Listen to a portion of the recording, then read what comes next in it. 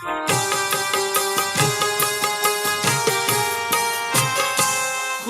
दोस्त की हम पे है छत्र छाया कि खोया हुआ राज फिर से दिलाया।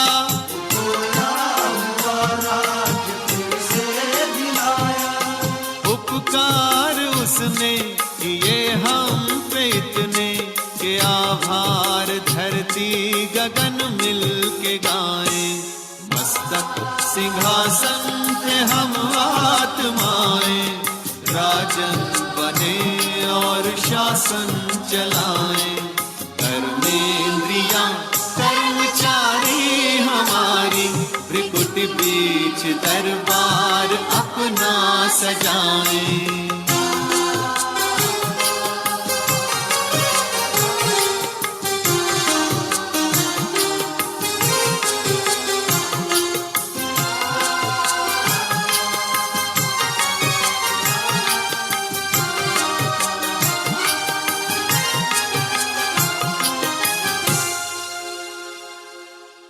To watch Peace of Mind channel video,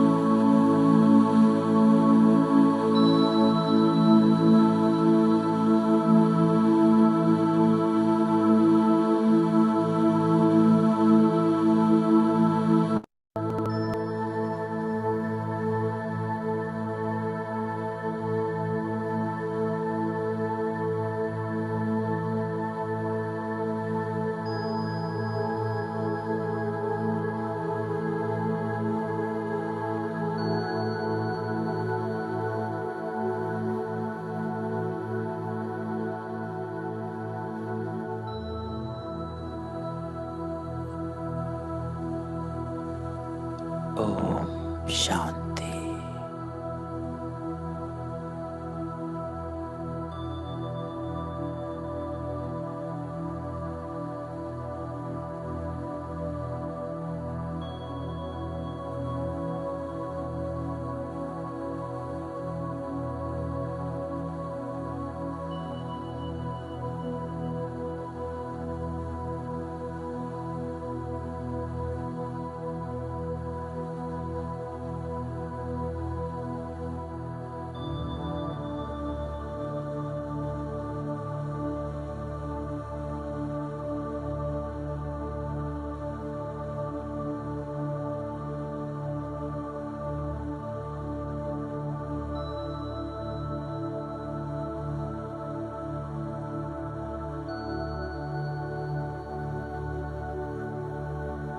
बाबा की याद में बहन,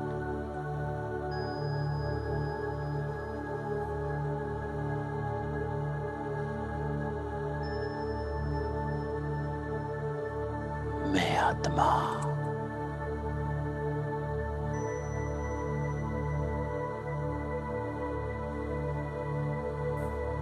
मस्तक के बीच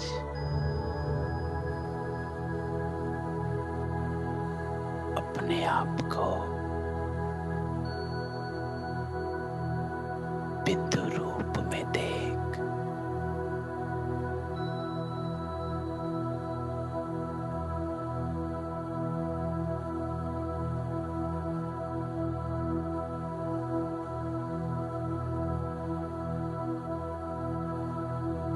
मैं आत्मा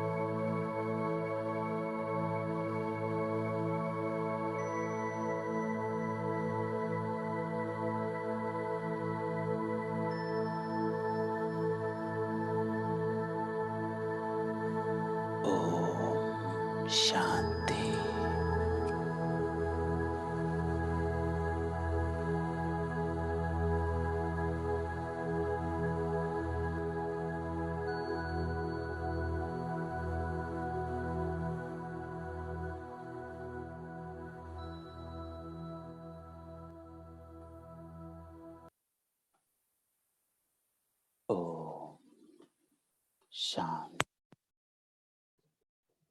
ओम शांति। ओम शांति।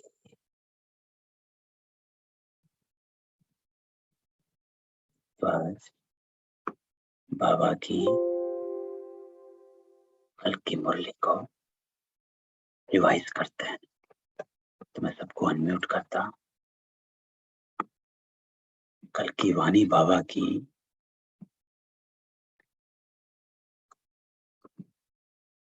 बहुत ही युक्ति वाली भी थी और बाबा ने स्टेप बाय स्टेप इंस्ट्रक्शंस कुछ दिए। तो आज हम सब उसको गहराई से जानते हैं कि बाबा हमें कैसे और क्या कहने को कह रहे हैं। सारी मुरली स्वराज अधिकारी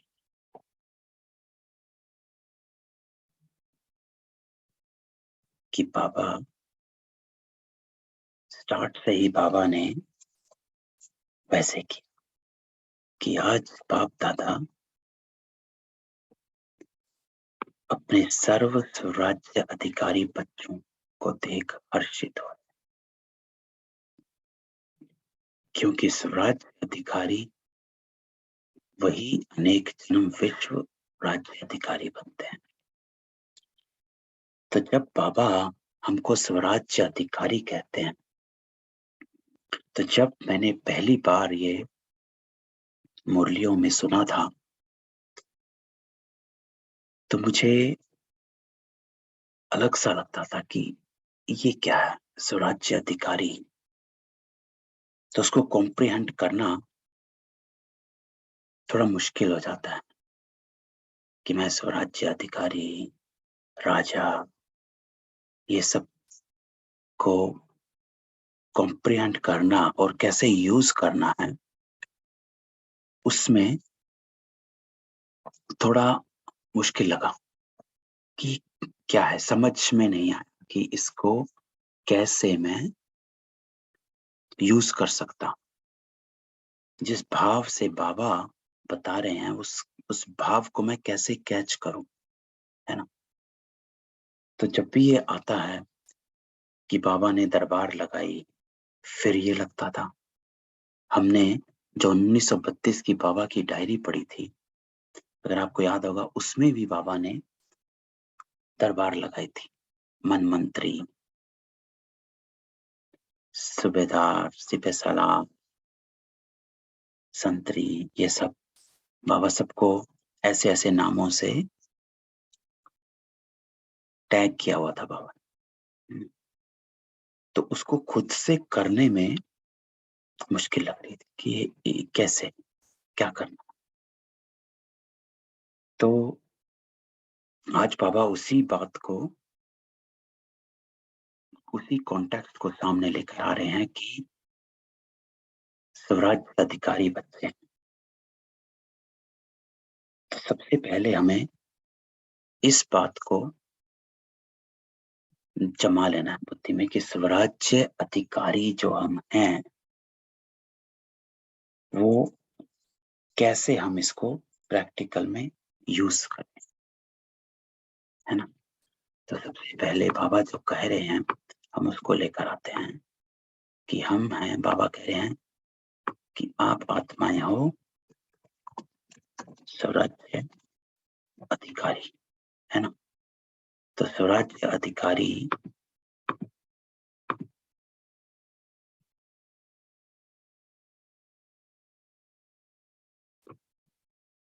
तीन हमारी, तो चलो सब इसको हम करते हैं मिलकर। तो तीन हमारी, सबको मैंने अनम्यूट कर दिया है, हाँ। तो तीन हमारी सूक्ष्म इंद्रियां, है ना। तो कौन कौन सी तीन सूक्ष्म इंद्रियां जो बाबा हमारे को अधिकारी बनाते हैं। तो एक है, क्या है, मन, है ना।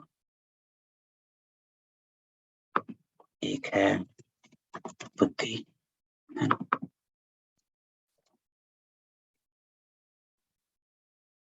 और एक बाबा कहते हैं संस्कार। तो ये थी हमारी 3 सूक्ष्म इंद्रियां। और फिर हमारी 5 जो इंद्रियां हैं, क्योंकि हमें देखना है कि ये मुरली को मैं प्रैक्टिकल में कैसे यूज करूं।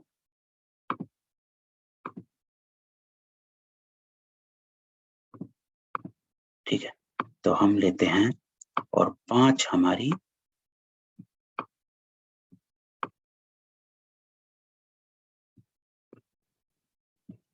स्थूल कर्म इंद्रिय है ना, आंख,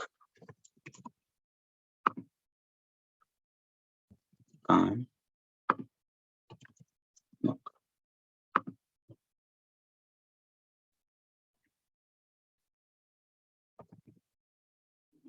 नोज, नाक और जो हाथ स्पर्श जो होते हैं। तो हाथ को क्यों स्थूल कहते हैं? क्योंकि टच, इच्छा होती है टच करने की चीजों को, है ना? हाथ लगा के देखना है, सब्जी भी खरीदने जाते हैं तो हाथ लगा के देखना होता है, तो टच करना, तो वो हमारी, ये हमारी है स्थूल कर्म इंद्रिया, है ना। तो हमने, जब बाबा कहते हैं कि स्वराज्य अधिकारी बनना है ना, तो बाबा कहते हैं सब आपके, पहले हमें अपने आप को देखना कि स्वराज्य अधिकारी जो है उसका अर्थ क्या है ना। तो बाबा कह रहे हैं कि तो आज केवल विदेशी बच्चों से बाप दादा स्वराज्य का समाचार पूछ, हर एक राज्य अधिकारी का राज्य अच्छी तरह से चल रहा है। पहला क्वेश्चन बाबा पूछते हैं कि आपका राज्य अच्छी तरह से चल रहा है, आपके राज्य चलाने वाले साथी, सहयोगी साथी सदा समय पर यथार्थ रीति से सहयोग दे रहे हैं कि बीच बीच में कभी धोखा भी देते हैं।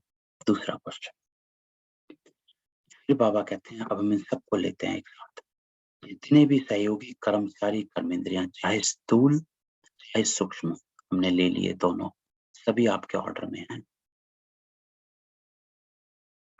स्थूल और सूक्ष्म दोनों ले लिए, है ना, ये आपके ऑर्डर में है। तो ऑर्डर में है अर्थात क्या, है ना।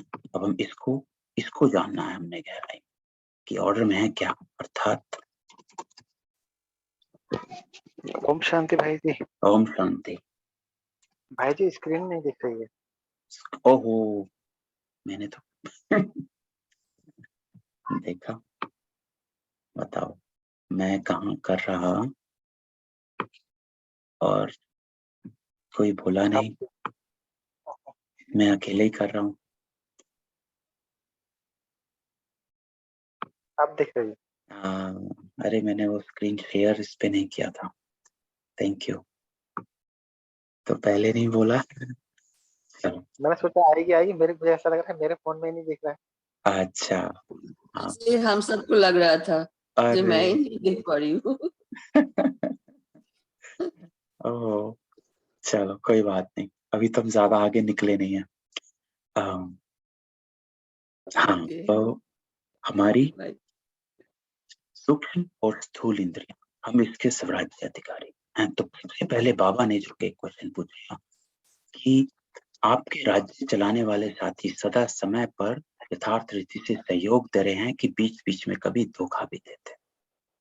जितने भी सहयोगी कर्मचारी कर्मेंद्रियां, चाहे स्थूल चाहे सूक्ष्म, सभी आपके ऑर्डर में हैं। तो इसमें बाबा हम सबको, अब ये हमें अपने आप से ये करना है कि मन मेरा जो है, मन सबसे ज्यादा चलाने वाला होता है, इसको चलायमान कहते हैं, सबसे ज्यादा मन के वश। तो संकल्प उठाते हैं, है ना, व्यर्थ संकल्प, ये सब मन में उत्पन्न होते हैं। तो सबसे ज्यादा मन चलाने वाला होता है, इसलिए मन को बाबा क्या कहते हैं, मन मंत्री। ज्यादा चंचल मन। तो मन को बाबा ने मंत्री का स्टेटस दिया हुआ कि ये मन मंत्री है। बुद्धि, बुद्धि क्या करती है? बुद्धि भटकाती है। तो ये हमें पता होना चाहिए कि कौन हमारे साथ क्या क्या करता है। बुद्धि भटकाती है। जो आज भी बाबा ने कहा कि एक श्रीमत भी है और रावण की मत भी साथ साथ चलती रहती है ना। तो बुद्धि जो है भटकाती रहती है। कैसे? विकारों के वश। और जो बाबा कहते हैं रावण की मत साथ साथ चलती है कि ये कर लो, वो कर लो, निर्णय जो बुद्धि करवाती है। और संस्कार, संस्कार क्या? हमारे अपने ही पुराने संस्कार। पुराने संस्कार बाबा किसको कहते हैं? देह के वश के संस्कार या देह पान के संस्कार, ये इमर्ज हो जाते हैं। तो देखो कैसे जो बाबा कह रहे हैं कि आपके वश में चल रहे हैं कि नहीं चल रहे हैं। अब ये क्या चल रहा है, क्या नहीं चल रहा है, पहले हम उसको देखते हैं कि तीनों से होता क्या क्या है। पुराने संस्कार इमर्ज होते, बुद्धि इधर उधर भटकाती, कर लो, है ना। और मन हमें भिन्न भिन्न संकल्प देता है, व्यर्थ से चलाता है। ये तो होगी हमारी सूक्ष्म कर्मेंद्रियां हमारे से ये करवाती हैं। फिर अब स्थूल में आ जाते हैं आंखें। तो आंखों के वश तो हम बहुत कुछ करते हैं, है ना। क्या करते हैं? टीवी देख लिया, कुछ देखना था देख लेंगे आप, है ना। देखते गए, आजकल तो यूट्यूब को भी एक अलग टीवी है, देखते गए तो आंखों के वश। और फिर बाद में 1 घंटे बाद आता, अरे यार मेरा 1 घंटा वेस्ट हो गया, मैं कहाँ इसको इधर क्या देखना था और 1 घंटा वेस्ट कर दिया। तो वो हो जाता है आंखों के वश, है ना। कान का जो कनरस होता है ना, गाने सुनते रहना, ये भी कनरस है। या गप, किसी की बातें, है ना। जो बाबा कहते हैं कि इधर उधर की बातें, इधर उधर के विचार समाचार,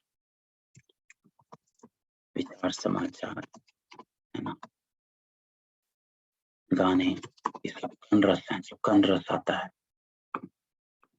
मुख, इसको जीवा ही कह देते हैं कि बाबा कहते हैं जीवा, जीवा, है ना। तो ये क्या है? जीवा का रस।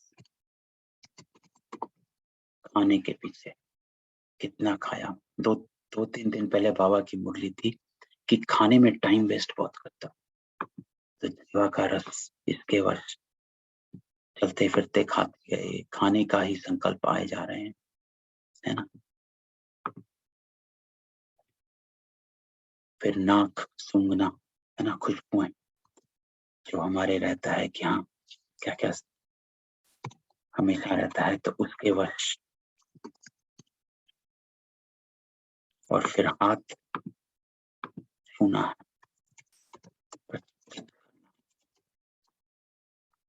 ये सब। तो ये हमारा हर कर्मेंद्री का एक एक वो है ना, कि सब कर्मेंद्री का एक एक अपना एक काम है। तो वो ये काम वो करती है ना, ये। और अगर हम इन चीजों के वश हो जाते तो हमारा, बाबा कह रहे हैं कि बीच बीच में कभी धोखा भी दे देते हैं, तो ये हो रहा है ना। तो जिसको, तो बाबा कह रहे हैं जितने भी कर्मचारी सहयोगी हैं सभी आपके ऑर्डर में हैं। जिसको जिस समय जो ऑर्डर करो उसी समय उसी विधि से आपके मददगार बनते हैं। अब इसमें हमें देखना है, रोज अपनी राज्य दरबार लगाते हो। राज्य कारोबारी कभी 100% आज्ञाकारी वफादार एवर रेडी हैं? क्या हाल चाल? अच्छा है, बहुत अच्छा है, मैं बहुत बहुत अच्छा है। तो बाबा ने 6-7 क्वेश्चन पूछ डाले कि आपका जो ये राज्य है ये कैसे चल रहा है। राज्य दरबार अच्छी तरह से सदा सफलता पूर्वक होती है और कभी कभी कोई सहयोगी कर्मचारी हलचल तो नहीं करता, है ना। तो हम खुद से ही देख लें कि हम दिन में कितनी बार किस किस के वश हो जाते हैं, आंखों के, कानों के, है ना। गप्पे सुनना, कहीं बात हो रही है तो वहां पे अपने आप को बताओ भाई बताओ क्या मसाला है ना। वो जीवा का रस, खाने के पीछे नाक, जो बाबा कहते हैं खुशबू के, उसमें इतर लगाना, ये लगाना, वो लगाना, है ना। और हाथ टच करना, पुराने संस्कार इमर्ज हो जाना, फुर्ती का भटकाना, मन का वश हो जाना। तो हम अगर अपने राज्य दरबार को देखें, है ना, अपने आप को देखें, तो हमारी जो कर्मेंद्रियां हैं वो हमसे ऐसे ऐसे कर्म करवाती है ना। इसके वश हमें खींचती है, देखने के वश खींचती है, कान रस के वश खींचती है, जीवा का रस, है ना। खाने के ऊपर, ये भी खाना है, वो भी खाना है, आज वो खाने का मन कर रहा है, ये खाने का मन कर रहा है, जीवा का रस खींचती, खुशबू के वश छूना, टच करना। तो बाबा कह रहे हैं इस पुरानी दुनिया की राज्यसभा का हाल चाल तो अच्छी तरह से जानते हो, ना लॉ है ना ऑर्डर है, लेकिन आपकी जो राज दरबार है वो लॉफुल भी है और सदा हाँ जी हाजिर इस ऑर्डर से चलती है। अब यहाँ पर हमें पॉज करना है ना, क्योंकि इस चीज को अब हमने, जो बाबा ने मुरली चलाई है, इसको हमें देखना है कि हम इसको कैसे चला सकते हैं, हमें क्या करना है, कैसे हम इसको यूज में लाएं, है ना। तो सबसे पहले जो बाबा ने यहाँ कहा कि लॉ, आपकी रचना राज्य दरबार लॉफुल भी है और सदा हाजी इस ऑर्डर से चलती है। तो हम अब क्या करें कि जो बाबा कहते हैं सबसे पहले अपनी राज्य के रूल, कोड ऑफ कंडक्ट मालूम हो या सेट करो। मेरा राज्य कैसा होना चाहिए? देखो, हम क्यों नहीं, और ये मैं अपने से कल पूछ रहा था, जो विचार सागर मंथन होता है, जो मुरली जब पढ़ी उसके बाद में विचार सागर मंथन अपने से कर रहा था। इस लाइन के ऊपर मैं आया तो मैं अपने से कर रहा था कि क्या मैंने अपने राज्य के लॉ सेट किए हुए हैं? मेरा राज्य होना कैसे चाहिए, कैसे चलाना चाहिए? रूल बुक जिसको कहते हैं, कि क्या मैंने अपनी रूल बुक बनाई है? तो इसको बनाना है पहले, तभी हमें, जो बाबा कहते हैं ना कि राज्य दरबार, तभी हम राज्य दरबार लगा भी सकते हैं और देख भी सकते हैं कि मेरी रूल बुक होनी चाहिए। तो इसको बनाना है पहले, है ना। तो हम सबसे पहले अपनी रूल बुक बनाते हैं कि मेरा राज्य होना कैसे चाहिए। तो इसको अब हम सब मिलकर अपनी रूल बुक बनाते हैं कि ये तो हो गई कर्मेंद्रियां जो कर रही हैं, जो अभी हमने देखा कि क्या क्या करती हैं और क्या क्या करवाती हैं। अब हम अपनी कोड ऑफ कंडक्ट बनाते हैं, अपनी रूल बुक बनाते हैं कि मेरा राज्य होना कैसा चाहिए, और फिर उससे हमें आसानी होगी अपने राज्य को चलाने में, देखने में, है ना। जो बाबा ने आगे कहा है चेक और चेंज करने में, लेकिन उसके पहले हमें ये पता होना चाहिए। तो ये एक्सरसाइज हमें करनी जरूरी है, वही मुरली में, तभी ये मुरली हमारे अंदर उतरेगी। तो सबसे पहले ये एक्सरसाइज करते हैं कि सबसे पहले अपनी रूल बुक बनाते हैं। तो चलें। है ना।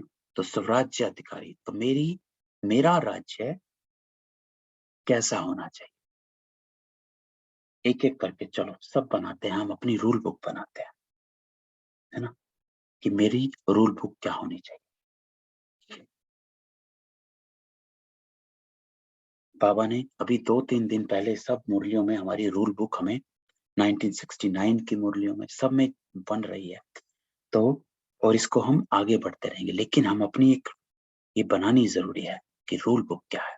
तो सबसे पहले क्या कि मुझे क्या करना है, ये मेरा राज्य है और इसके कोड ऑफ कंडक्ट मुझे अपनी, और मैं अपने से कल मैं अपने आप को कह रहा था, तो मैं अभी उनको करता हूँ, फिर आप इसमें ऐड करें। मुझे अपनी आत्मा की उन्नति करनी है। तो ये मुझे एक सेट करना कि मुझे अपनी आत्मा की उन्नति करनी हमेशा। तो मेरा हर इंद्रिय है, हर कर्म इस रूल बुक के अकॉर्डिंगली चले। मुझे अपनी आत्मा की उन्नति करनी, ये मुझे हमेशा ख्याल में रखना है कि जब भी कुछ कर्म होता है आंख से, इसका अर्थ क्या है, जो भी कर्म होता है,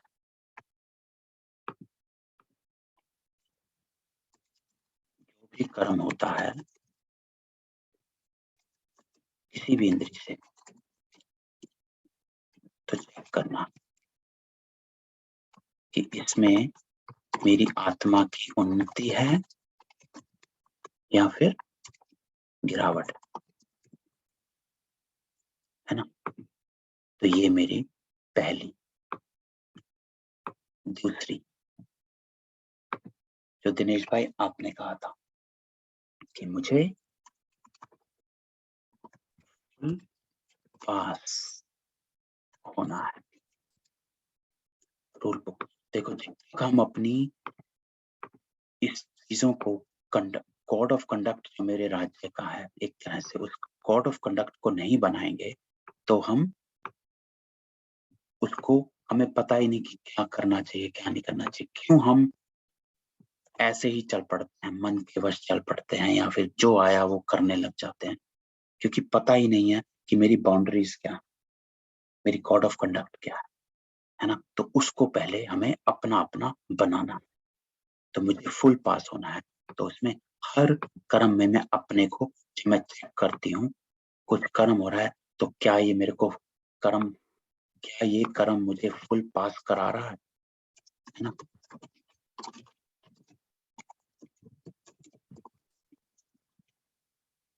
तो ये तीसरा। हाँ जी रीटा बहन बताइए। हमें दिखाई नहीं दे रहा है आप जहाँ लिख रहे हैं, like the screen that you are putting down. नहीं दिख रहा?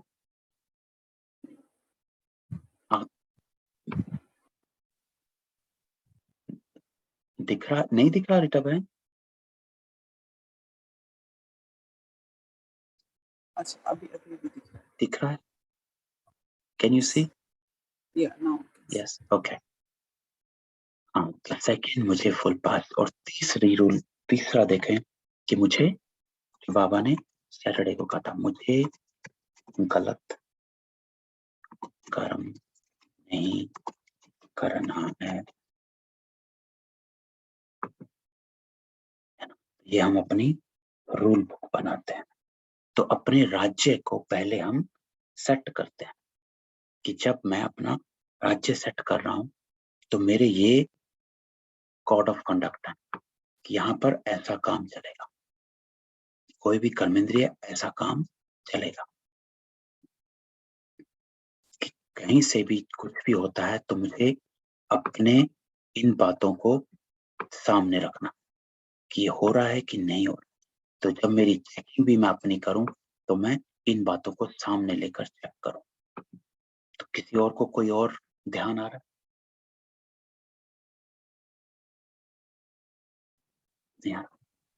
मुझे देखते हुए भी कुछ नहीं देखना है। हाँ, तो वो हाँ वो जो 3 बातें हैं, है ना, तो वो हमारे इसमें आ जाते हैं कि मुझे एक आंख को कैसे कंट्रोल करना है। जब बाबा ने कहा कि किसको कैसे आपने चलाना है ना, जब ये हम अपनी बना रहे हैं तो हम बना रहे हैं कि ओवरऑल, लेकिन अब हाँ एक एक को कैसे कंट्रोल में करना है, जो भी आपने कहा कि आंख को, है ना, तो जब भी तो उसको भी हम लेते हैं कि मुझे सी नॉइवल, है ना, देखते हुए नहीं देखना। तो इसका अर्थ क्या होता है देखते हुए नहीं देखना, क्योंकि दिखता तो है, तो देखते हुए नहीं देखने का अर्थ क्या होता है, तो ये अर्थ जानना हमारे को जरूरी है। मतलब ग्रहण नहीं करना उसको अंदर, लाइक बिल्कुल, देखा है लेकिन उसको एब्जॉर्ब नहीं किया, हाँ हाँ, उसके बुद्धि पास से करके बुद्धि में नहीं चलाना।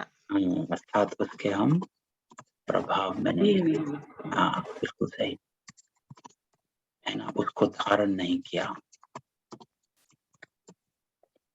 धारण नहीं करना अर्थात चित्त पर नहीं रखना, चित्त पर होगा उसका चिंतन चलेगा,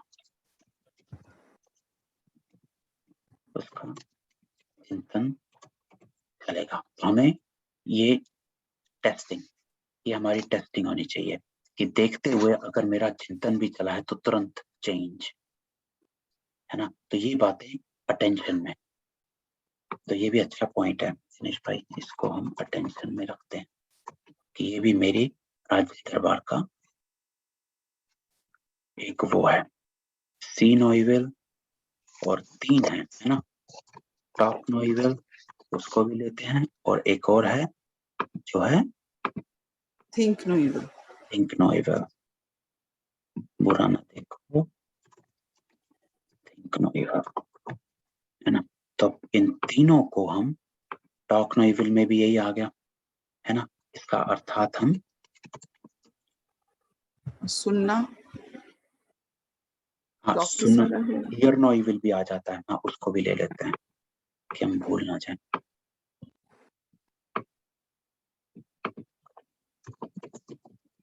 हियर नॉइवल, है ना, तो टॉक नॉइवल अर्थात मेरी, हाँ जो बाबा कहते हैं कि मुख से सदा फूल ही निकलने चाहिए, है ना, मुख से सदा ज्ञान रतन ही निकलने चाहिए। तो क्या तो बाबा कह रहे हैं कि बोलो ही ना, बोलना है तो सही बोलो, है ना, तो टॉक नॉइवल अर्थात बाबा कहते हैं मीठा बोल, कम बोल कम बोल, धीरे बोल। और धीरे बोलो। 3 बात अगर हम इसको भी ले लें तो भी हमारा टॉक नॉइवल सेट हो जाएगा। थिंक नॉइवल, अब थिंक नॉइवल में हमारे को इधर उधर भगाता है, तो ये हमारी मन हमें जो गलत सोच करवाता है। तो थिंक नो इविल के लिए हमें क्या करना है कि हमारे सदा, जो आज बाबा ने कहा कि आपकी शुद्ध कामनाएं मैं पूरी करता हूँ, शुद्ध कामना, ठीक है, तो हमारे, और जो बाबा ने हमारे को 69 में कहा था कि आपके शुद्ध संकल्प वतन तक पहुंचते हैं, ठीक है, अर्थात मेरी सोच जो है ना सदा ऊंची रहे, अर्थात मेरी कॉन्शियसनेस, क्योंकि कॉन्शियसनेस जो है आपकी बाबा से जुड़ी रहे। जो आज की मुरली में बाबा ने कहा कि ब्राह्मण जो होते हैं वो आत्म अभिमानी के साथ परमात्म अभिमानी भी होते हैं। इंपॉर्टेंट पॉइंट था आज की मुरली में बाबा ने, कि जो उस चीज को बाबा ने बताया, लेकिन फिर बाबा ने बताया परमात्म अभिमानी का अर्थ क्या है आज की मुरली में, है ना, तो उस चीज को समझना, जब थिंक नो इविल होती है तो उसमें होता है कि मेरी कॉन्शियसनेस जो है वो अगर मेरी सदा ऊंची रहेगी, कनेक्टेड रहेगी, तो सोच जो है वो मेरी एलिवेटेड रहेगी। तो इसको करना है कि मेरी कॉन्शियसनेस नीचे तो नहीं गिर गई, है ना, मेरी सोच नीचे तो नहीं आ गई, तो उसकी चेकिंग, तो चेक करना है मेरी सोच गिरती कला में तो नहीं आ गई, विकारी तो नहीं हो गई, ये बहन वाली तो नहीं होती। तो ऐसे कुछ कुछ बातें हम अगर अपने आप से करते हैं उस समय, तो धीरे धीरे हम उससे निकल जाते हैं। इसलिए बाबा कहते हैं कि ज्ञान जरूरी हो जाता है, क्योंकि ज्ञान जो है, जितना हमारी बुद्धि में ज्ञान ठहरा हुआ होता है, उतना वो हमें इन भंवरों से बाहर निकालने में मदद करता है। क्योंकि हम एक बात नहीं, सिर्फ मैं आत्मा हूँ, उससे हम बाहर नहीं निकल पाते। तो हमें खूब सारे अपने आप को काउंसलिंग होती है ना। मन और बुद्धि, बुद्धि इसकी काउंसलिंग चलती है अंदर। तो काउंसलिंग में जितनी ज्यादा काउंसलिंग चलेगी हमारी अपनी, उतना हम उससे निकल पाते हैं। क्योंकि हम जो नहीं निकल पाते हैं वो अपनी काउंसलिंग नहीं कर पाते, तो मन के वश हो जाते हैं और मन उनको चलाता रहता है और बुद्धि कमजोर पड़ जाती है। तो इसीलिए ज्ञान बुद्धि में बैठा रहे। तो हियर नो इविल, ये तो बाबा ने कहा हुआ है कि कहीं पर भी कुछ इधर उधर का चल रहा है समाचार, ये वो, अपने आप को किनारे करो। अगेन यहाँ पर हमारे को अर्थात वो ही सुनना है जो मेरी आत्मा की उन्नति के प्रति है ना। नहीं तो किनारा करो। तो बाबा कहते हैं नहीं तो वहां से हट जाओ। तो अब देखो, अब हमने देखो साथ मिलकर हमने इतने सारे कोड ऑफ कंडक्ट बना दिए कि हमें करना क्या चाहिए। इसको नीचे लेते हैं, है ना। तो ये हमारे, अगर हम अपने राज्य को चला रहे हैं तो हमें इन बातों पर अटेंशन, ध्यान रखना चाहिए कि मेरा राज्य ऐसा होना चाहिए। ये 3 बातें कि ये सब नहीं करना है। उसके बाद ये चीजें बहुत इंपॉर्टेंट है ना। See no evil, talk no evil, think no evil, hear no evil, क्योंकि ये हमारे कर्मों में आ जाता है। तो ये, तो बाबा कह रहे हैं जितना राज्य अधिकारी शक्तिशाली है, उतना राज्य सहयोगी कर्मचारी भी स्वतः ही सदा इशारे से चलते। राज्य अधिकारी ने ऑर्डर दिया कि यह नहीं सुनना है ना। तो आगे हमारी बात, टॉक नो इविल, तो यह नहीं सुनना है, यह नहीं करना है, नहीं बोलना है, तो सेकंड में इशारे प्रमाण कार्य करें। तो बाबा कह रहे हैं कि शक्तिशाली, जितना तुम्हारा राज्य अधिकारी शक्तिशाली, अर्थात जितनी आत्मा शक्तिशाली। राज्य अधिकारी कौन? मैं आत्मा, है ना। तो मेरा राज्य है ये। तो जितनी आत्मा शक्तिशाली होगी, क्योंकि देखो ये चीजें करने में शक्ति चाहिए, ऐसे ही नहीं कर सकते कि हाँ नहीं बोला, धीरे बोला, मीठा बोला, या नहीं सुना, तुरंत वहां से हट गए, है ना। क्योंकि आदत पड़ी हुई है 63 जन्मों की, जहाँ गप्पे हो रही होती हैं या ऐसे जो बाबा कह रहे हैं कि चटनी वाली बातें हो रही होती है, तो वहां मजा आता है। मजा क्यों आता है? क्योंकि हमारा संस्कार वो वैसा बना हुआ। तो उसके लिए, उससे हटने के लिए शक्ति चाहिए, है ना।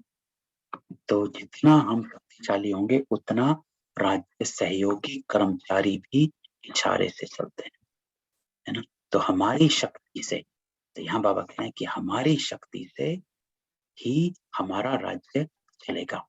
तो जितने हम शक्तिशाली, उतना ये सब कर्मेंद्रियां हमारी बात मानेगी। बात मानना क्या? कि हमें इनको कहना होता है। तो कल मैं अपने बच्चे के साथ कहीं गया था, तो वो कहता है कि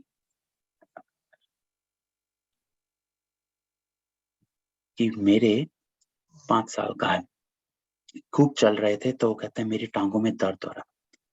तो मैंने उसे कहा कि ऐसा करो, अपनी टांगों को कहो कि थोड़ी देर रुक जाओ, अभी गाड़ी आने वाली है तो गाड़ी में बैठ जाएंगे। तो तुम अपनी टांगों से ये कह दो। तो उसको 1 सेकंड के लिए अजीब लगा, फिर वो कहता है कि ठीक है, मैं अपनी टांगों को कह देता हूँ कि थोड़ी देर और चलो और फिर गाड़ी में बैठेंगे। और उसने वो कहा और फिर वो मुझे कहता है कि पापा अब मैं ठीक हूँ। तो मैंने कहा अच्छा ठीक है। तो उस बच्चे ने मुझे एक एग्जाम्पल दे दिया कि जब हम आंखों से, कानों से, जीवा से, नोज से, हाथ से कुछ देखते हैं, कुछ करते हैं, हम उनको ऐसे नहीं कहते हैं कि हे आंख देखना बंद कर, क्योंकि हमें वो आदत नहीं। लेकिन उस बच्चे ने मुझे, मेरे बच्चे ने, उसने मुझे ये सिखा दिया कि मैंने तो उसको ऐसे ही कहा था, कल मुरली चली थी, मेरे दिमाग में यही चल रहा था सारा दिन, हम बाहर थे, और मैंने उसको ऐसे ही कहा कि चल तू अपनी टांगों को कह कि थोड़ी देर रुक, थोड़ी देर और चल पड़, फिर गाड़ी में बैठ जाएंगे। और उसने वो कहा, और वो फिर मुझे कहता है तुरंत ही, पापा अब मैं ठीक हो गया, अब मैं चल सकता हूँ, मैंने टांगों को कह दिया है कि थोड़ी देर और चल पड़। तो उससे मुझे ये सीख मिली कि कैसे जब हम इन चीजों के वश होते हैं तो क्यों ना हम डिटैच होकर इनसे कहें, और फिर उसमें अंतर पड़ जाता है ना।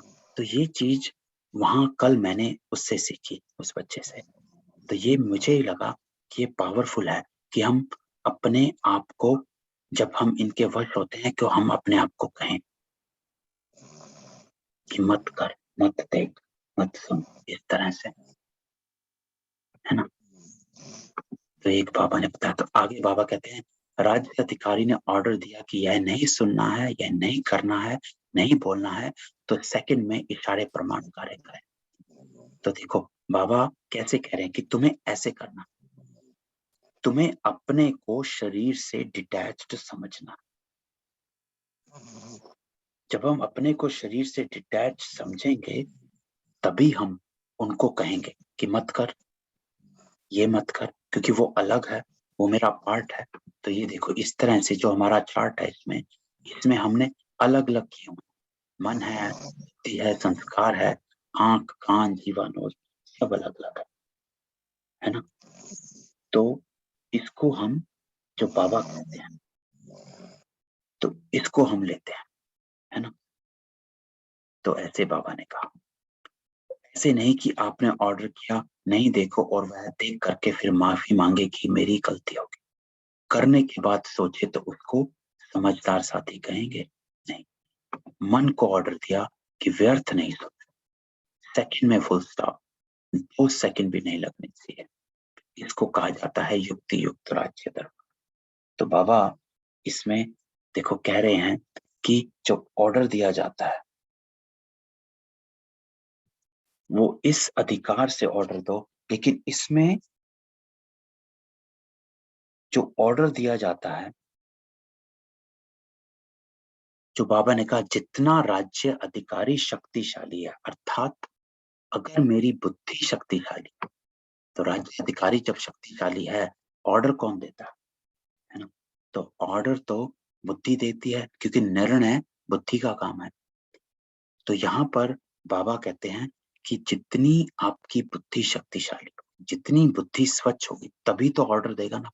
अगर हमारी बुद्धि ही स्वच्छ नहीं होगी, तो ये बात समझने की हमें कि अगर हमारी बुद्धि ही स्वच्छ नहीं होती है, तो हम ऑर्डर भी नहीं करते, है ना, चलने देते हैं, हमें गलत ही नहीं लगता है, महसूसता की शक्ति ही नहीं है, तो हमें वो गलत ही नहीं लगता है। जब हमें कोई चीज गलत ही नहीं लगती है, गलत होते हुए भी गलत नहीं लगती है, तो उसका अर्थ ये हो जाता है कि हमारी बुद्धि कमजोर है, स्वच्छ नहीं है ना। तो बुद्धि को शक्तिशाली होती है, तभी वो ऑर्डर देती है, नहीं तो वो ऑर्डर। अब बाबा कह रहे हैं कि ऑर्डर दिया, हम आधे टाइम अगर मैं अपने आप को सोचता हूँ, तो जब कुछ गलत होता है, तो होता क्या है कि मैं अपने आप को रोकते नहीं है ना, अपने आप को ऑर्डर नहीं देते हैं। क्यों नहीं देते हैं? क्योंकि बुद्धि उस वक्त स्वच्छ नहीं है। तो समझ में नहीं है फिर बुद्धि की। हाँ, बुद्धि की समझ में नहीं है, क्योंकि देखो बुद्धि जो है वो भटकी हुई है। जो बाबा हमने यहाँ लिखा कि बुद्धि भटकाती है, तो बुद्धि भटकी हुई है, तो वो ऑर्डर भी नहीं देगी, निर्णय वो गलत करेगी, है ना। तो क्या करेगी? इससे हमारा निर्णय गलत हो जाता है, और निर्णय गलत होता है, तो हम यहाँ बाबा कह रहे हैं कि आप, राज्य अधिकारी ने ऑर्डर दिया, तो हम ऑर्डर ही नहीं देते, हमें लगता है सही है, बोल देना चाहिए, क्रोध कर लेना चाहिए, है ना, ये कर लेना चाहिए, वो कर लेना चाहिए, देख लेना चाहिए, क्या फर्क पड़ता है। तो उससे हुआ क्या कि हमारा एक राज्य अधिकारी शक्तिशाली नहीं है, बुद्धि स्वच्छ नहीं है ना। और बुद्धि स्वच्छ नहीं है अर्थात मेरे जो मैंने यहाँ पर बनाए हुए हैं अपने कोड, इन पे मेरा अटेंशन नहीं है कि इसमें आत्मा की उन्नति क्या फर्क पड़ता है, फुल पास होना है, कोई जरूरत नहीं, मुझे गलत कर्म नहीं करना है, कोई बात नहीं, हो जाएगा। तो ये तीनों चारों बातों में मैं अपने आप को ढीला कर देता हूँ, तो मेरी बुद्धि कमजोर पड़ गई। कमजोर पड़ गई तो निर्णय कमजोर हो गया। तो इसमें इम्पोर्टेंट ये हो जाता है कि हमारी बुद्धि स्वच्छ कितनी रहती है सारा दिन में, है ना। तो उसकी स्वच्छता है कि कितना मैं बाबा के साथ कनेक्ट रहता हूँ। तो ऐसे नहीं कि आपने ऑर्डर किया, नहीं देखो और वह देख करके माफी मांगे, लेकिन हमने देखा कि ऑर्डर करना भी एक पावर है ना, एक शक्ति है कि मैं ऑर्डर करता हूँ कि नहीं करता, उसके लिए भी मुझे पावर चाहिए। तो बुद्धि स्वच्छ चाहिए। तो बाबा कह रहे हैं ऐसे राज्य अधिकारी बने हो, तो ऐसा अभी हमें बनना है। कैसा बनना है कि हम अपनी कर्मेंद्रियों को देखें, अपने राज्य चलाने के मेरे रूल्स जो हैं, जो मेरे संविधान है, उनको मैं सामने रखूं और फिर अपने को चलाऊं। तो रोज राज्य दरबार लगाते हो या जब याद आता है तब ऑर्डर देते हो। हम राज दरबार तभी लगाएंगे जब हमें इसको हम राज्य की तरह बनाएंगे। तो जैसे आज हमने अभी इसको थोड़ा राज्य की तरह बनाया कि कैसे कैसे करना है, कैसे हमने अपने आप को सेट करना है कि मुझे सारा दिन में अपना ये राज्य जो है जो कैसे चलाना।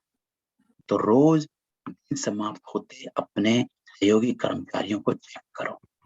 तो देखो अब चेक करने के लिए भी हमारा ये चार्ट कि हम चेक करें कि ये हमारी 8 कर्मेंद्रियां हैं, सूक्ष्म और स्थूल, 3 ऊपर और 5 नीचे, इन 5 को हम चेक करें कि कैसे चल रही है। अगर कोई भी कर्मेंद्री व कर्मचारी से बार बार गलती होती रहती है तो गलत कार्य करते करते संस्कार पक्के हो जाते हैं। अब ये लाइन बड़ी इंपॉर्टेंट है कि क्या हो जाता है। तो बाबा कह रहे हैं कि संस्कार पक्के हो जाते हैं। ये चीज हमारी नोट करने की है कि अगर हम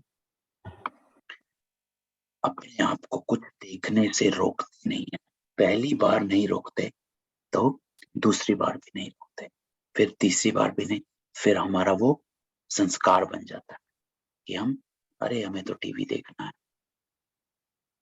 अरे हमने तो सुनना है, गाने सुन रहे हैं, खाने पे रुकता नहीं है, संस्कार बन जाता है।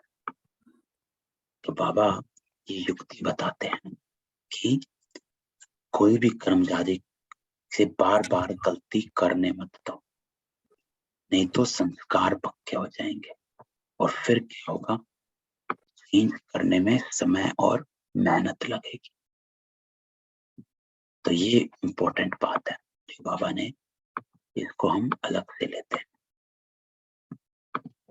कि संस्कारों की संभाल कैसे करनी है। तो बाबा ने युक्ति दी।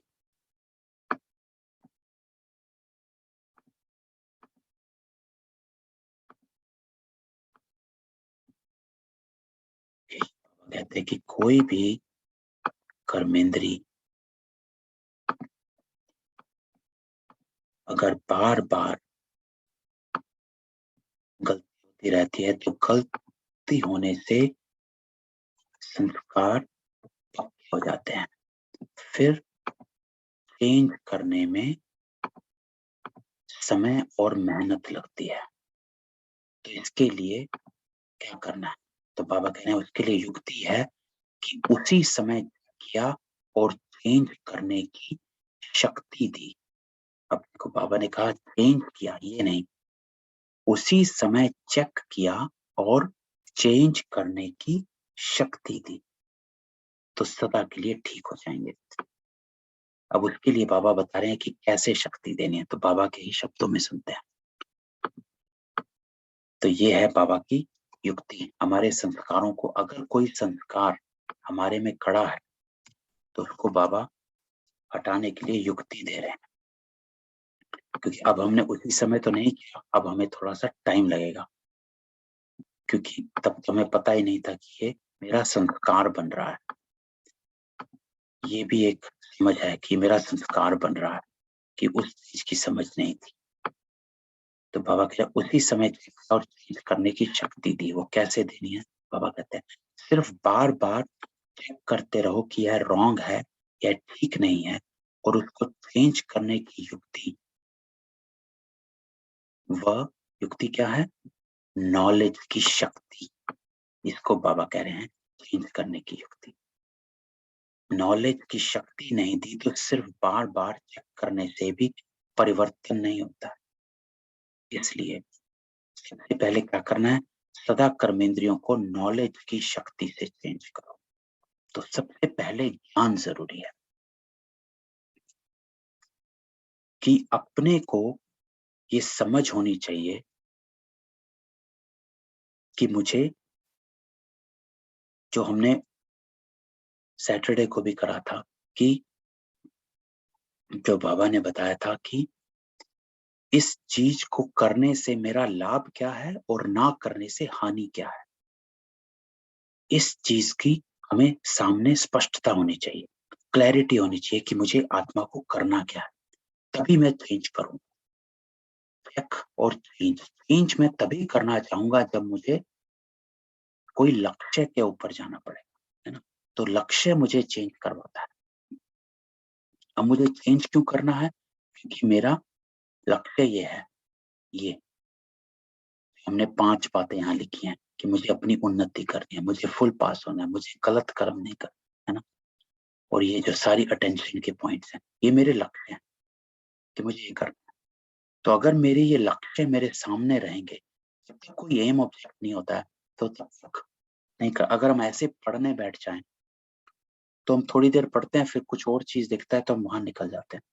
लेकिन हम अगर अपने को एक स्टूडेंट से कंपेयर करते हैं जिसका कल एग्जाम है और उसको फर्स्ट आना, राइट, तो वो वहां से नहीं हिलता, वो पढ़ता रहेगा क्योंकि उसका कल एग्जाम है, उसका लक्ष्य है। एक है जिसका लक्ष्य है तो वो उस लक्ष्य के कारण वहां बैठा है, लक्ष्य को लेकर बैठा है, और एक जो ऐसे ही बैठा है। तो ऐसे ही हम को चेंज नहीं करेंगे, ना हम अपने आप को चेक करते हैं ना अपने को चेंज करते हैं। तो हम चेक और चेंज तभी करते हैं जब हमारा कोई लक्ष्य है ना। तो चेंज करने के लिए बाबा ने कहा है कि सबसे पहले क्या करना है? सिर्फ बार बार चेक करते रहो कि ये रॉन्ग है या ठीक नहीं है। उसको चेंज करने की युक्ति है कि पहले ये करो। तो इस चीज को हम नोट करते हैं और इसको हम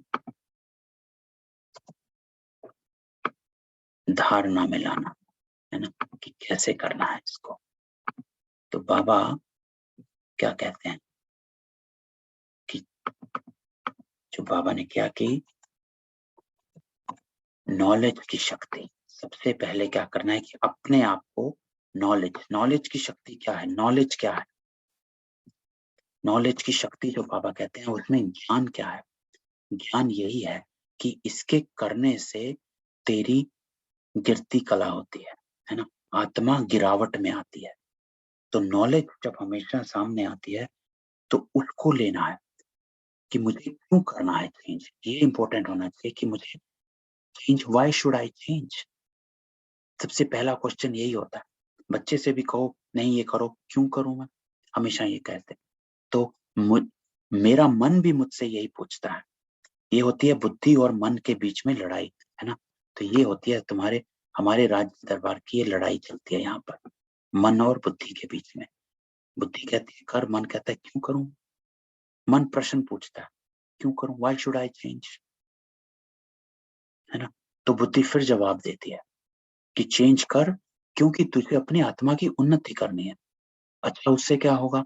मन पूछता है। उससे तो फुल पास हो जाएगा, बुद्धि जवाब देती है। अच्छा, फुल पास होने से मुझे क्या मिलेगा? फिर मन कहता है, फिर बुद्धि कहते है अगर तू फुल पास होगा तो तेरे को प्रारब्ध मिलेगी। तो ऐसे मन बुद्धि का वो चलता है ना। तो मुझे अपने को चेंज करना है, उसके लिए पहले नॉलेज की शक्ति। तो बाबा कह रहे हैं नॉलेज की शक्ति पहले दो। सिर्फ बार बार करने से भी परिवर्तन नहीं होता है ना, कि अरे मेरा तो अमृत वेला छूट गया है ना, मेरा अमृत वेला रोज छूट जाता है। तो ये क्या कर रहा हूं मैं, अपने को बार बार चेक कर रहा हूं। लेकिन उसको चेंज करने की युक्ति मुझे देनी है कि सदा कर्मेंद्रियों को नॉलेज की शक्ति से चेंज करो। पहले नॉलेज देनी है कि व्हाई शुड यू चेंज। इसकी अपने को पहले से जो आर्ग्यूमेंट है मेरा मन का, मेरी बुद्धि के साथ, उस आर्ग्यूमेंट को पहले सेट करना है कि पहले सदा कर्मेंद्रियों को नॉलेज की शक्ति से चेंज करो। कि पहले बताओ कि क्यों करना जरूरी है, why is it important to do that. क्योंकि जब तक मेरी मन को उसका जवाब नहीं मिल जाता कि क्यों मैं करूं, क्यों मैं करूं, क्यों मैं करूं, तब तक मन चलायमान चलता रहता है ना। तो पहले नॉलेज की शक्ति दो। सिर्फ यह नहीं सोचो कि यह रॉन्ग है ना, कि मेरा छूट गया, टीवी देखता रहता हूँ, ये रॉन्ग है, अरे फिर मैं गिर पड़ा, फिर रॉन्ग है, फिर मैंने खा लिया, फिर रॉन्ग है। लेकिन बाबा कह रहे हैं राइट क्या है, और राइट पर चलने की विधि स्पष्ट हो। अब दो बातें हैं है ना। एक नॉलेज की शक्ति, ये है स्टेप नंबर 1, कि पहले अपने को बताना कि व्हाई शुड आई चेंज,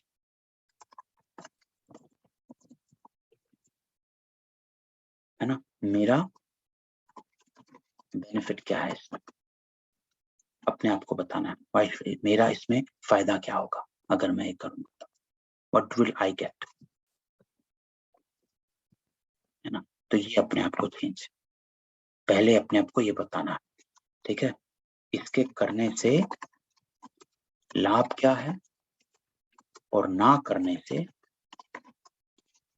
हानि क्या है, इसकी क्लैरिटी पहले खुद को होनी चाहिए, है ना। इसकी क्लैरिटी होगी तभी हम, जो ज्ञान की क्लैरिटी आती है, इसकी क्लैरिटी से ही हम अपने आप को सेट कर सकते हैं कि क्यों नहीं करना, मुझे क्यों ऐसे करना है, क्यों नहीं, क्यों मुझे पवित्र रहना है ना। तो इसकी हमें क्लैरिटी है क्यों रहना, चाहे कुछ हो जाए हम उसको तोड़ने नहीं देते, है ना। खाने में हम उसको तोड़ने नहीं देते, इसकी क्लैरिटी है, ठीक है। सबसे पहला स्टेप ये है। फिर स्टेप नंबर 2 जो बाबा ने कहा, स्टेप नंबर 2 है राइट क्या है वो तो हमें पता चल गया है, लेकिन राइट पर चलने की विधि स्पष्ट। अब ये है स्टेप नंबर 2। सिर्फ राइट जानना ही वो नहीं है, इज नॉट एवरीथिंग, कि हाँ करना क्या चाहिए, लेकिन विधि। जैसे कई बार होता है कि हमें पता है लेकिन विधि नहीं। तो बाबा कह रहे हैं राइट क्या है ये तो जान लिया, लेकिन राइट पर चलने की विधि स्पष्ट होनी चाहिए। विधि से सिद्धि मिलती है कि कैसे करना। अब मैं कैसे अपनी कर्मेंद्रियों को कंट्रोल करूं, तो इसकी विधि, तो ये विधि स्पष्ट हो। अगर किसी को कहते रहेंगे, बाबा कहते कि तो कहने से परिवर्तन नहीं होगा, लेकिन कहने के साथ साथ विधि स्पष्ट करो तो सिद्धि हो, है ना। सिर्फ कहना नहीं। तो यहाँ जो बाबा ने कहा 2 स्टेप, पहले होगा, कैसे होगा ये करना, फिर अब विधि सामने की कैसे करना है उस चीज को, उसकी साथ साथ विधि स्पष्ट करो कि ऐसे करना है। जो हमने कहते हैं कि क्रोध ना करो, ये तो होगी नॉलेज, है ना। अगर हम एग्जाम्पल लें इसको, स्टेप 1 क्रोध ना करो, क्योंकि इससे तेरे विक्रम बनेंगे, विक्रम बनेंगे तो तेरे को घाटा है।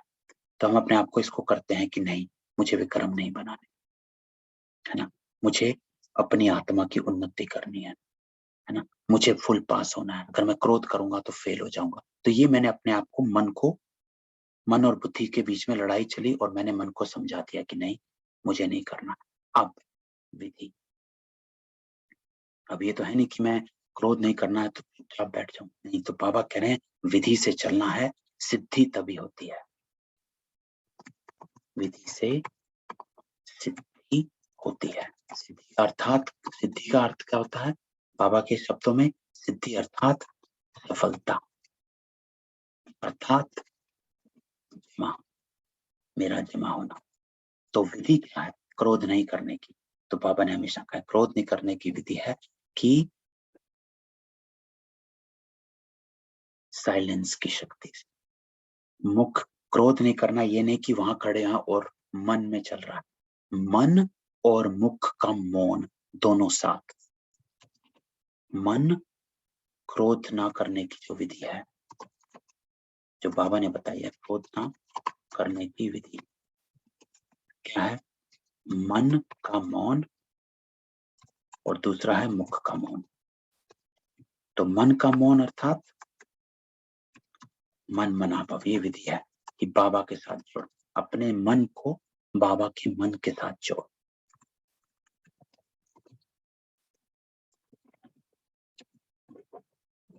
ना, तो अपने मन को बाबा के मन के साथ जोड़। मुख का मौन अर्थात बाह्य मुक्ता से अंतर्मुक्ता की ओर निकल पड़ा,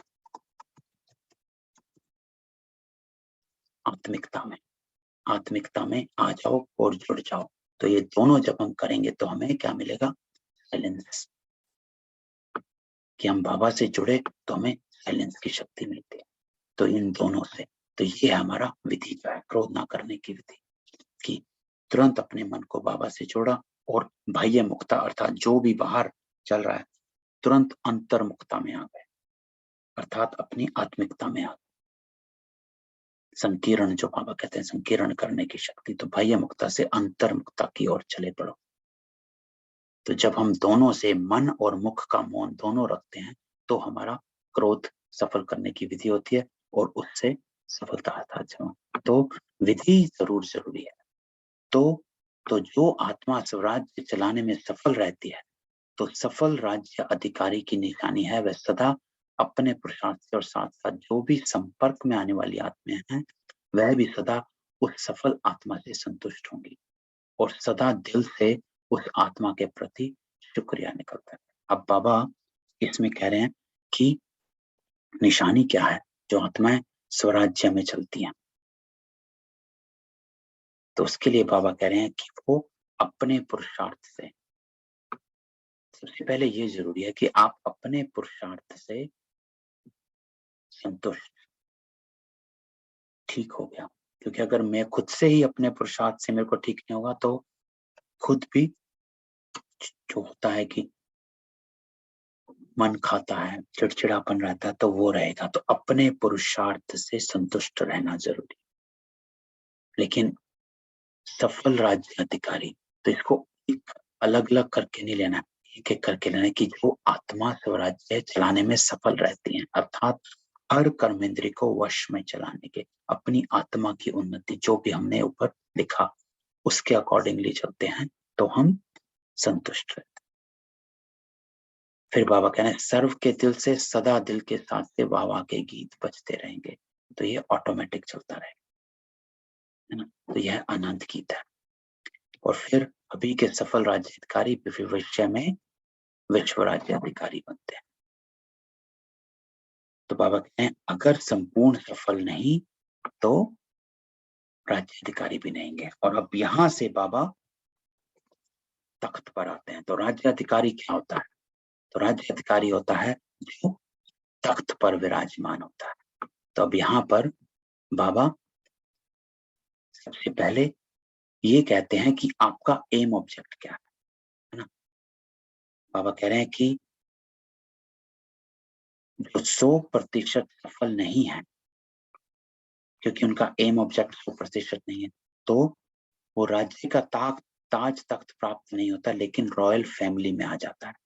तो यहाँ बाबा बाबा ने इस मुरली में 3 बातें कही हैं, है ना? एक राज्य, एक रॉयल फैमिली और एक प्रजा, तीनों। तो आपका लक्ष्य क्या है? तो ये बात वहीं आ जाती है कि हमारा लक्ष्य क्या है। जो हमारा लक्ष्य होगा वही हमारा राज्य होगा, है ना? अगर मुझे सिर्फ प्रजा में जाना है तो मेरा स्वराज्य अधिकारी उस अकॉर्डिंगली होगा। राज्य में आना है तो मेरा स्वराज्य अधिकारी उस अकॉर्डिंगली होगा। और बाबा कह रहे हैं रॉयल फैमिली में आना है तो उसका राज्य अधिकारी अलग होगा, है ना? कि सिर्फ सफलता 100% सफल नहीं है, कि गिरते भी रहते हैं और चलते भी रहते हैं, दोनों साथ मिक्स चल रहा है, तो 100% सफल नहीं है, तो आप रॉयल फैमिली में आ जाते हैं। तो यहाँ पर बाबा कह रहे हैं अपने लक्ष्य को की क्लैरिटी होनी चाहिए कि अपना लक्ष्य कहाँ है। फिर बाबा ने जो कहा तख्त नशीन, जो राजा होता है वो तख्त पर बैठता है ना? तो 2 तख्त बाबा ने कहा है डबल तख्त पर बैठने वाले। तो इसको यहाँ पर लेते हैं हम, जो बाबा ने कहा डबल तख्त। एक बाबा कह रहे हैं कि सबसे पहला जरूरी है अकाल तख्त, अर्थात अकाल क्या है? आत्मा। आत्मा, अपने आत्मिक स्वरूप में रहना।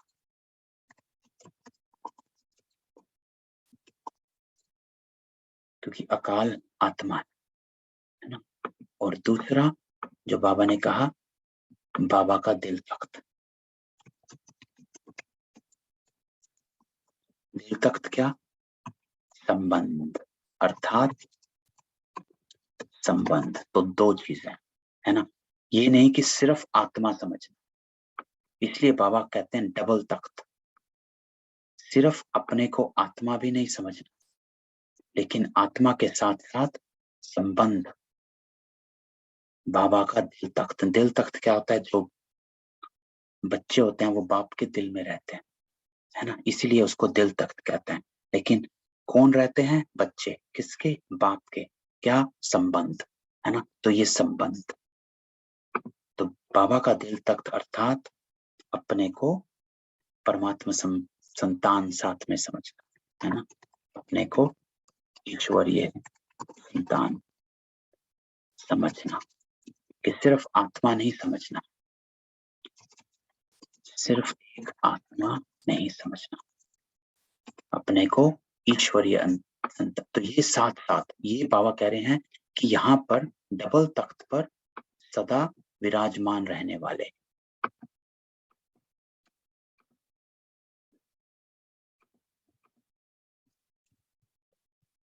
तो सदा इस तख्त पर विराजमान रहने वाले,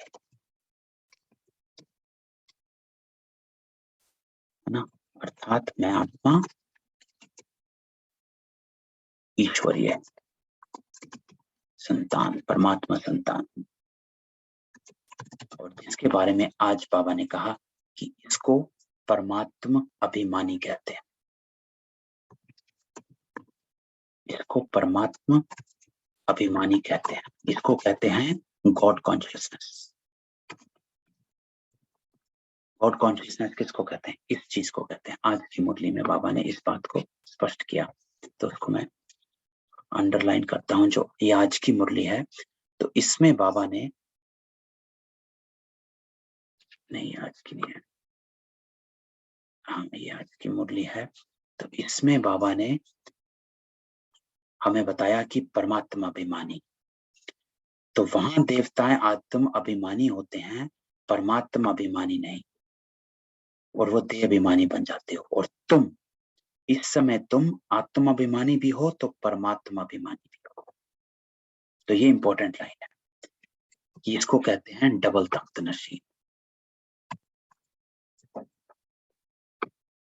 ये अर्थ है हमारे डबल तख्त नशीन होने का, कि इस समय तुम दोनों हो। और उसका अर्थ जो बाबा ने आज बताया, परमात्मा अभिमानी अर्थात क्या? नंबर 1 कि हम परमात्मा की संतान हैं।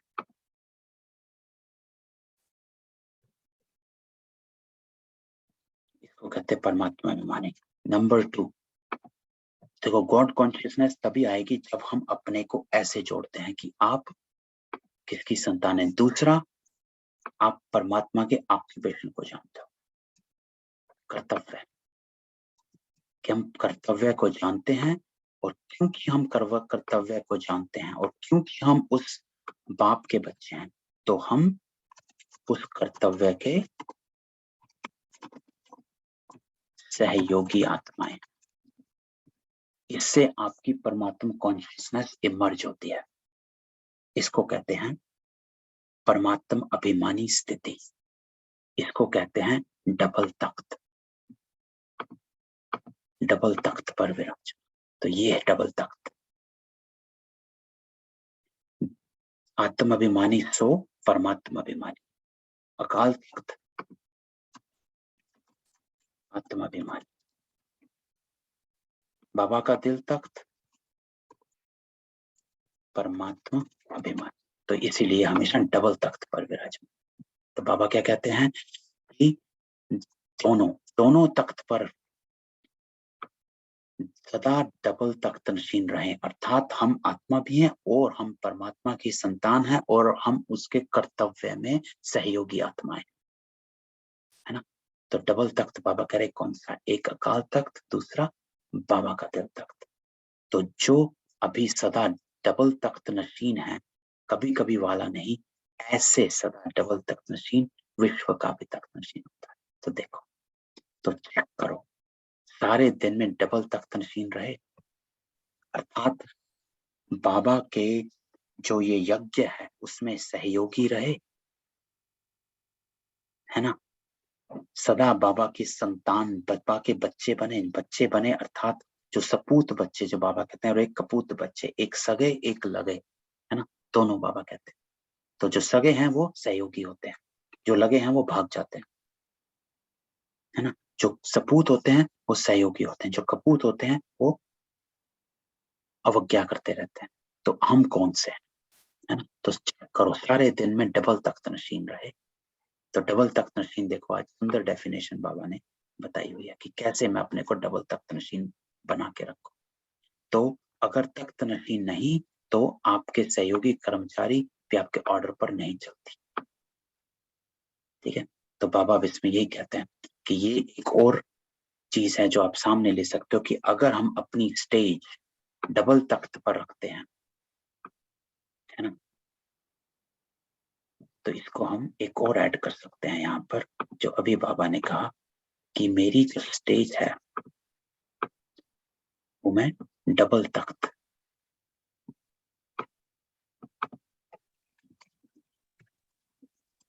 डबल तख्त पर विराजमान अपने कर्तव्य को की याद में हर कर्म करना। तो ये हो जाता है डबल तख्त। तो ये बात है। तो बाबा कहते हैं राजा का ऑर्डर माना जाता है, और राज्य जब तख्त पर नहीं बैठते तो ऑर्डर नहीं माना जाता। तो यहाँ बाबा यही कह रहे हैं कि अपनी जो स्टेज है उस स्टेज को करते रहना है सारा दिन, कि मैं स्टेज डबल तख्त स्टेज पर बैठा हूं कि नहीं बैठा हूं, है ना। तो बाबा कह रहे हैं अगर नहीं बैठते हैं तो कोई नहीं मानता, है ना।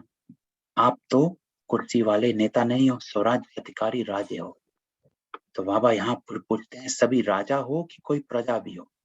जो अभी हम ऊपर बात कर रहे थे, बाबा ने तीनों की बात करी आज, राजा की, रॉयल फैमिली की और प्रजा की। तो आप कौन से हो, आपका लक्ष्य क्या है, आप ये आत्मा को क्लैरिटी हो। और जब हमारे कोई लक्ष्य की क्लैरिटी होती है तो हम उस अकॉर्डिंगली अपना राज्य चला सकते हैं, है ना। तो फिर बाबा कह रहे हैं राजयोगी अर्थात राजा, देखो कितना पतन पतन पतन भाग्यवान। और यहाँ बाबा ने हार और वार के बारे में बात करी, तो इसको हम स्किप करते हैं, और जो दूसरी बात जो बाबा ने कही उसको लेकर आते हैं। तो दूसरी बात जो बाबा कहते हैं कि परमात्म प्यार,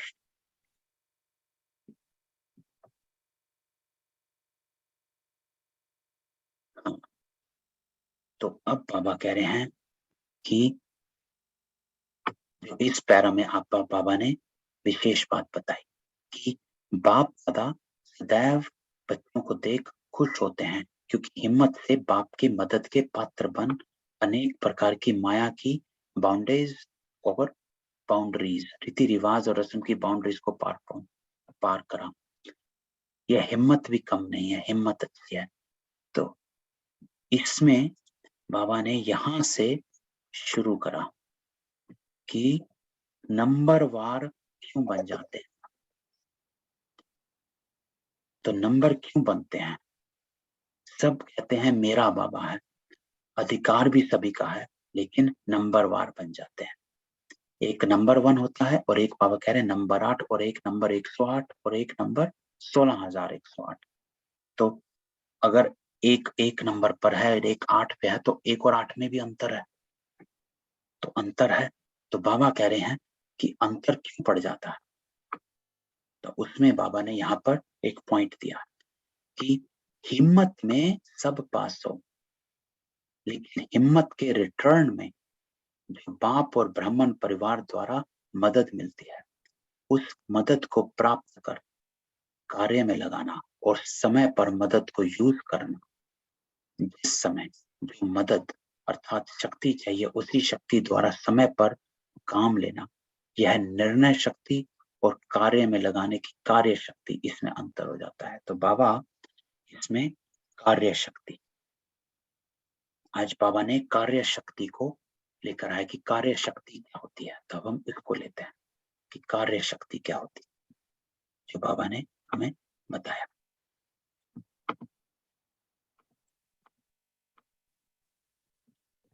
कार्य शक्ति,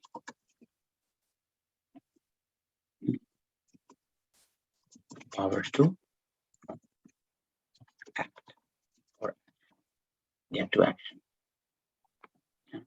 कार्य शक्ति। तो कार्य शक्ति जो बाबा कह रहे हैं, तो कार्य शक्ति में बाबा कहते हैं कि कैसे कार्य शक्ति कैसे काम करती है। तो बाबा ने 2 बातें बताई इसमें, है ना। तो क्या बताया बाबा ने कि नंबरवार बन जाते हैं। क्यों बन जाते हैं नंबरवार? क्योंकि 2 चीजें, एक कि जो बाबा से सबसे पहले जो बाबा ने कहा कि उस मदद को प्राप्त कर, सबसे पहले मदद को प्राप्त करना। मदद क्या होती है? बाबा की शक्ति। कि हम कार्य करने जब लगते हैं, सबसे पहले हमें क्या चाहिए? हमें शक्ति चाहिए उस कर्म को करने के लिए, जो बाबा कह रहे हैं श्रेष्ठ कर्म कर। अगर क्रोध नहीं करना है या चुप रहना है, उसके लिए भी हमें शक्ति चाहिए।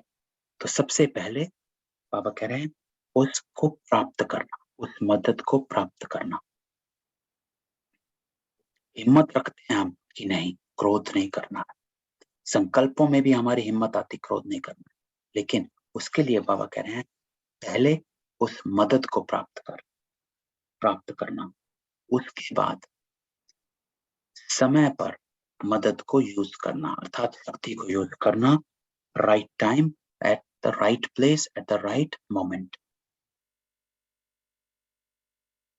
तो शक्ति द्वारा समय पर काम लेना। तो जिस समय जो मदद, तो टाइम पर बाबा के साथ जुड़ना सबसे ज्यादा इंपॉर्टेंट, जो हम भूल जाते हैं, है ना। उस समय हम उस वातावरण के वश हो जाते हैं। तो जैसे कई बार बाबा कहते हैं कि आप उस एनवायरनमेंट, उस जो वहां पर क्रिएट हो गया सीन, उसके वश हो गए। तो जब हम उसके वश हो गए तो हम मदद को प्राप्त नहीं कर पाए।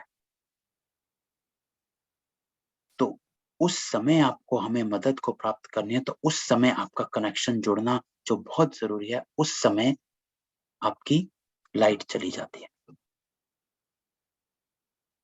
ना। देखो कोई भी इंस्ट्रूमेंट, इलेक्ट्रॉनिक्स का कुछ भी चलाना हो, तो सबसे पहले हमें बिजली ऑन करनी, लाइट ऑन करनी पड़ती है ना। जब तक हम लाइट का करंट उसको नहीं देते हैं, तो चाहे कितनी भी पावरफुल कोई चीज हो, कंप्यूटर भी देख लो, कितना भी पावरफुल हो, उसमें बैटरी नहीं होगी, चार्ज नहीं होगा, तो वो चलेगा नहीं, बाबा भी यही कहते हैं कि भाई कितना भी आपका पावरफुल संकल्प है,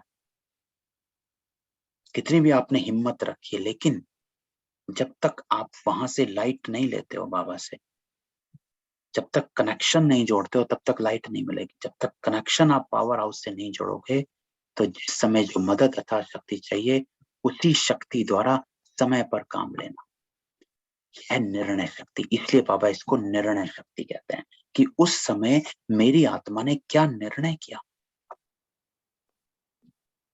बाबा से जुड़ने का निर्णय किया या फिर अपने आप फाइट करने का जो निर्णय किया कि नहीं मैं तो कर लूंगा, अकेले ही कर लूंगा। तो उस समय क्या किया, इसलिए बाबा कहते हैं ये निर्णय शक्ति पहले, है ना। तो इस चीज को समझना है कि उस मदद को सबसे पहले क्या करना होता है।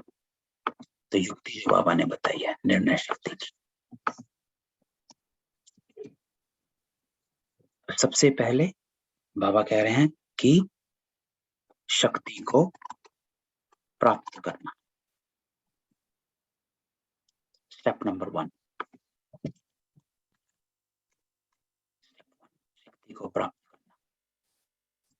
इसको बाबा, इसलिए बाबा ने इसको क्या कहा, यह है निर्णय शक्ति, यह है मेरी निर्णय शक्ति। सबसे पहले निर्णय, क्योंकि यहीं पर अगर मैं फेल हो गया तो मैं बाबा के पास तो गया ही नहीं, है ना। तो स्टेप 1 जो है मेरी, वो है निर्णय शक्ति, कि मुझे इस सिचुएशन में यहाँ पर मुझे क्या करना चाहिए, कि मुझे बाबा से जुड़ना चाहिए। अपने आप को, हमने ऊपर क्रोध में किया, हमने सबसे पहले क्या निर्णय किया क्रोध में, हमने ये निर्णय किया कि मन मनाभव बाबा के मन से जोड़ना है और अंतर्मुखता में चले गए, है ना। तो ये हमारी निर्णय हुई कि मैंने ये निर्णय लिया। तो सबसे पहले निर्णय शक्ति, निर्णय शक्ति से क्या करना कि मुझे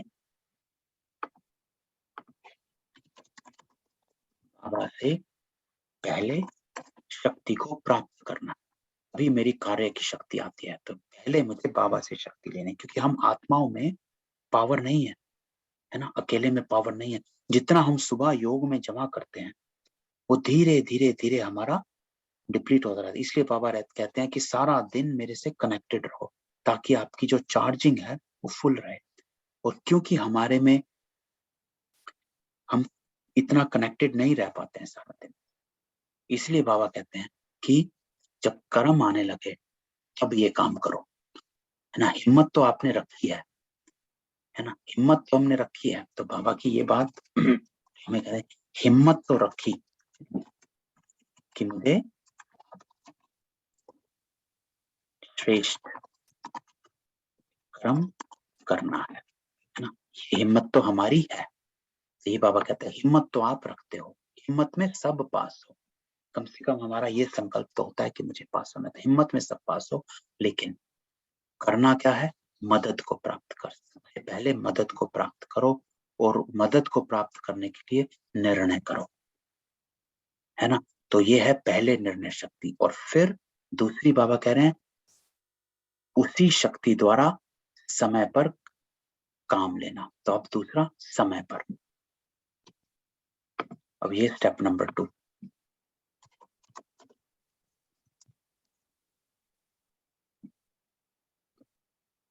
कि use that power at the right time, है ना।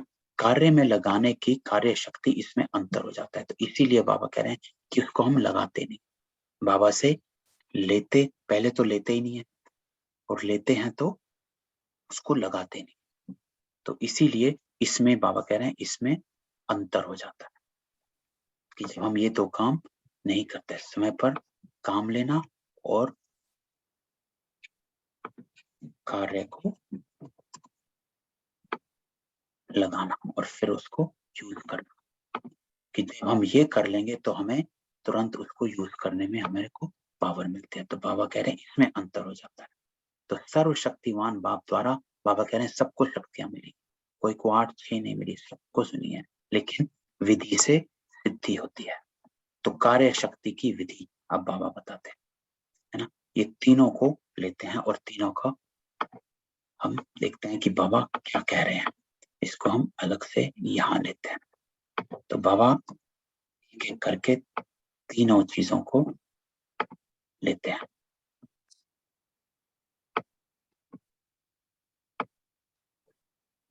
तो सबसे पहले बाबा कह रहे हैं एक है, दूसरी और तीसरी, है ना। तो एक है बाप के बनने की विधि। अब इसका अर्थ क्या है? बाप का बनने की विधि, कार्य शक्ति की विधि। बाबा कह रहे हैं तीन चीजें हैं।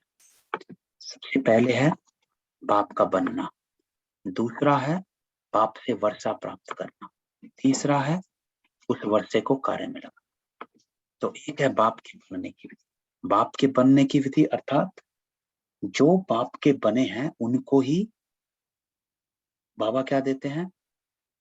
श्रीमत, ज्ञान। बाप के बनने, सबसे पहले ज्ञान, बाप का बनना अर्थात ज्ञान। श्रीमत, श्रीमत सबके लिए नहीं है, सिर्फ एक बाप की बच्चों के लिए है। तो बाप का बनना अर्थात अपने को बच्चा समझना, अर्थात बाबा से ज्ञान, श्रीमत। तो ये है सबसे पहले बाप का बनना अर्थात ज्ञान और श्रीमत। इसको लेकर आओ, ये पता होना चाहिए कि क्या करना है क्या नहीं करना है, ज्ञान और श्रीमत। दूसरा है बाप से वर्षा प्राप्त करने की विधि। कैसे वर्षा प्राप्त होगा? योग, धारणा योग से होती है। तो योग, दूसरा क्या है? योग। पहले ज्ञान फिर है योग, और तीसरा कार्य में लगाना अर्थात कर्म में लाओ, तभी धारणा स्वरूप बनते हैं और वो कर्म आपके संस्कार बनाता है। तो ये बाबा ने जो तीन बातें यहाँ बताई हैं, कार्य शक्ति की विधि, तो ये ऊपर से कनेक्टेड है, जो हमने स्टेप 1 और स्टेप 2 रखा है ना। सबसे पहले हिम्मत रखना, हिम्मत रखना बाप का बना, है ना, कि ज्ञान और श्रीमत। और दूसरा बाबा से वर्षा प्राप्त करना अर्थात योग, है ना। और तीसरा कार्य में लगाना अर्थात धारणा में लेकर, धारणा स्वरूप बन। तो ये है कार्य शक्ति की बाबा कह रहे हैं विधि। तो जब हम ये तीनों को साथ रखते हैं, ज्ञान योग और धारणा तीनों को, सबसे पहले ज्ञान क्या, फिर योग से बाबा से शक्ति लेनी है और फिर कर्म में लाना। तो ये है कार्य शक्ति की विधि की। जब किसी कार्य में आते हैं तो तीनों चीजों को सामने रखना, है ना। तो कार्य में लगाने की विधि में अंतर हो जाता है। अब बाबा एक और पॉइंट लेते हैं। बाबा कह रहे हैं पॉइंट सबके पास है ना, पॉइंट सबके पास है। अर्थात जब बाबा के बच्चे बने तो इसको बाबा क्या कहते हैं? जो पहली बात है बाप के बनने की विधि, इसलिए पॉइंट सबके पास है क्योंकि बाबा के बने। तो पॉइंट सबके पास है क्योंकि श्रीमत बाबा सबको देते हैं, है ना। एक टॉपिक पर वर्कशॉप रखेंगे तो कितने पॉइंट्स निकलते हैं? तो एक पॉइंट बुद्धि में रखना, यह है एक विधि। और दूसरा है पॉइंट्स को कार्य में लगाना। और अब ये बाबा ने एक और युक्ति दी है, तो इसको हम एक और रखते हैं यहाँ पर। युक्ति क्या करना, कार्य शक्ति को लगाने की।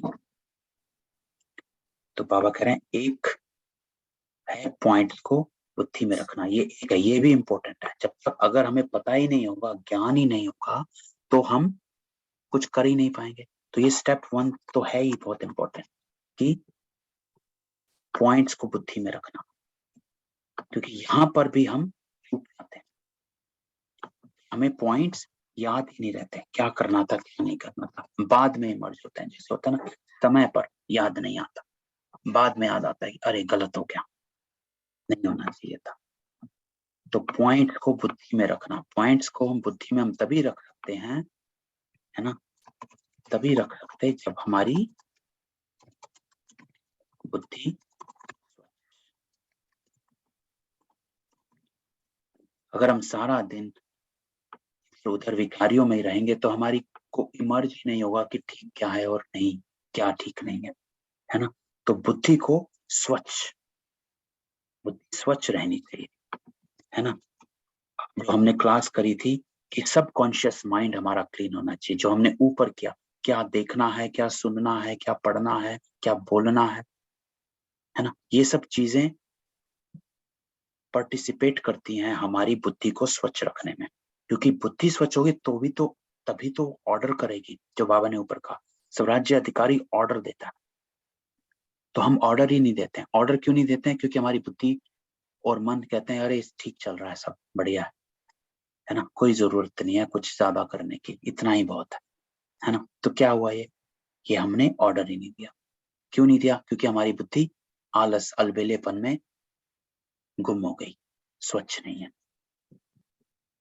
ना। तो बुद्धि स्वच्छ, जितनी स्वच्छ रहेगी उतना हमारा पॉइंट्स बुद्धि में रहेंगे। तो ये एक विधि है, तो ये इंपॉर्टेंट है कि कितना मेरी पॉइंट्स बुद्धि में रहते हैं।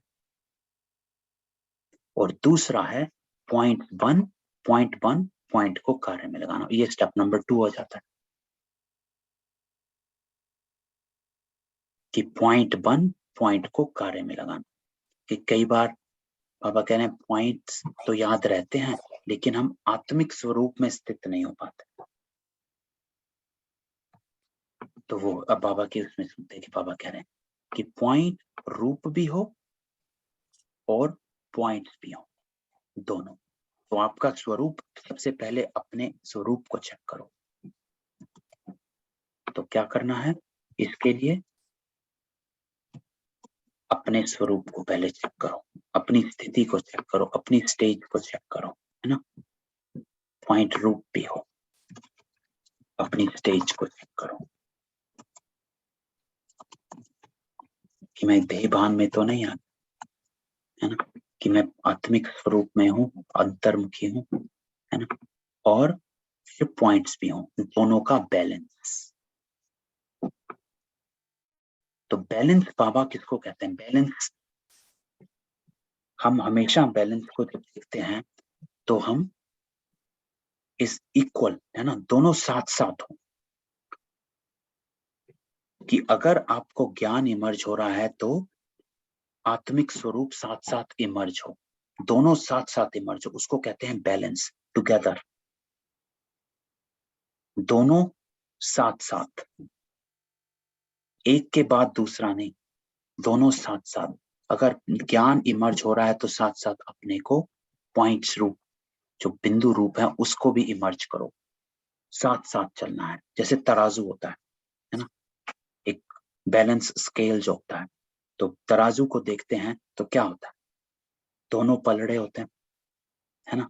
तो बाबा जो बैलेंस कहते हैं वो कहते हैं दोनों पलड़े एक समान, जितना आप पॉइंट स्वरूप उतने पॉइंट्स, तो दोनों साथ साथ होना चाहिए। ये नहीं है कि पॉइंट्स ज्यादा, तो बाबा जी कहते हैं कि कभी पॉइंट के विस्तार में चले जाते,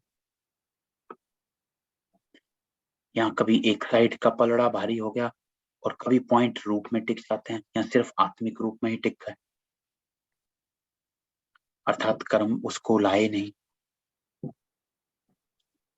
वो पलड़ा भारी हो नहीं, दोनों साथ साथ चाहिए। तो ये इंपॉर्टेंट पॉइंट है कि दोनों साथ साथ करना। जैसे तराजू होता है कि तराजू को अगर आप देखें, हाथ में पकड़ा होता है तो उसका जो एक कांटा होता है और वो ऊपर की तरफ चल रहा होता है। तो उसको अगर हम इस आध्यात्मिकता में उसको लेखें तो कांटा ऊपर की तरफ, अर्थात जो आपका बुद्धि है, मन बुद्धि है, वो ऊपर कनेक्टेड है। जब आपकी मन बुद्धि कांटे की तरह ऊपर कनेक्टेड है तो ही आप बैलेंस होते हो।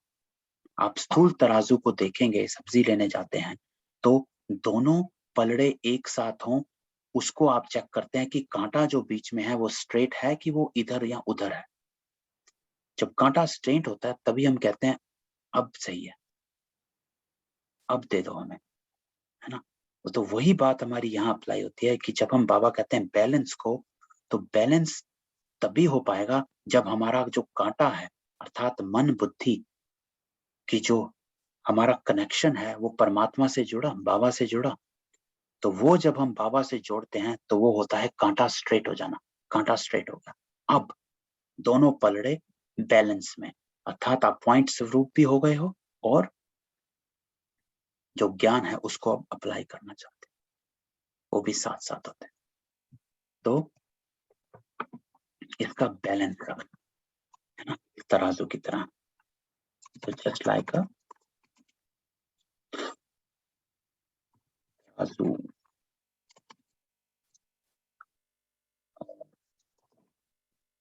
बैलेंस स्केल है ना, तो बैलेंस स्केल होता है, तो उसका जो कांटा होता है वो सदा ऊपर रहता है। तो उसकी तरह से ये नहीं कि एक साइड पलड़ा भारी या दूसरा पलड़ा भारी, तो बाबा कह रहे हैं दोनों साथ साथ रखें। तो जब आपको लगता है कि मुझे ज्ञान को अप्लाई करना है यहाँ, तो साथ साथ ये स्मृति इमर्ज करें कि मुझे पॉइंट रूप भी बनना। इसको कहते हैं कार्य शक्ति, है ना। तो कार्य शक्ति को बढ़ाओ। तो देखो, कार्य शक्ति को बढ़ाने अर्थात एक्शन में लाने के लिए कि how can I use that in my karmas. So how can you use that in your karmas? So Baba told us that there are multiple steps, है ना।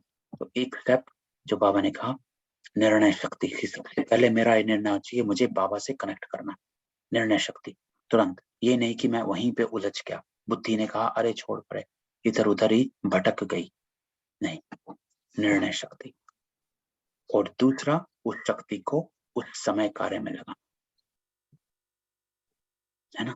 तो जो बाबा ने 3 विधियां दी हैं, ज्ञान को इमर्ज करो, बाबा से कनेक्ट करो, कर्म मिलाओ, 3 है।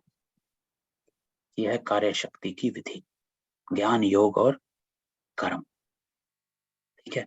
और उसके लिए बाबा ने कहा बैलेंस रखो, पॉइंट स्वरूप का और पॉइंट्स का। ये नहीं कि सिर्फ ज्ञान ही इमर्ज है बुद्धि में, लेकिन हम बॉडी कॉन्शियसनेस में घूम रहे हैं, तो भी नहीं होगा, है। या फिर हम आत्मिक स्वरूप में हैं और ज्ञान अप्लाई नहीं कर रहे, कार्य में नहीं ला रहे, तो भी नहीं होगा।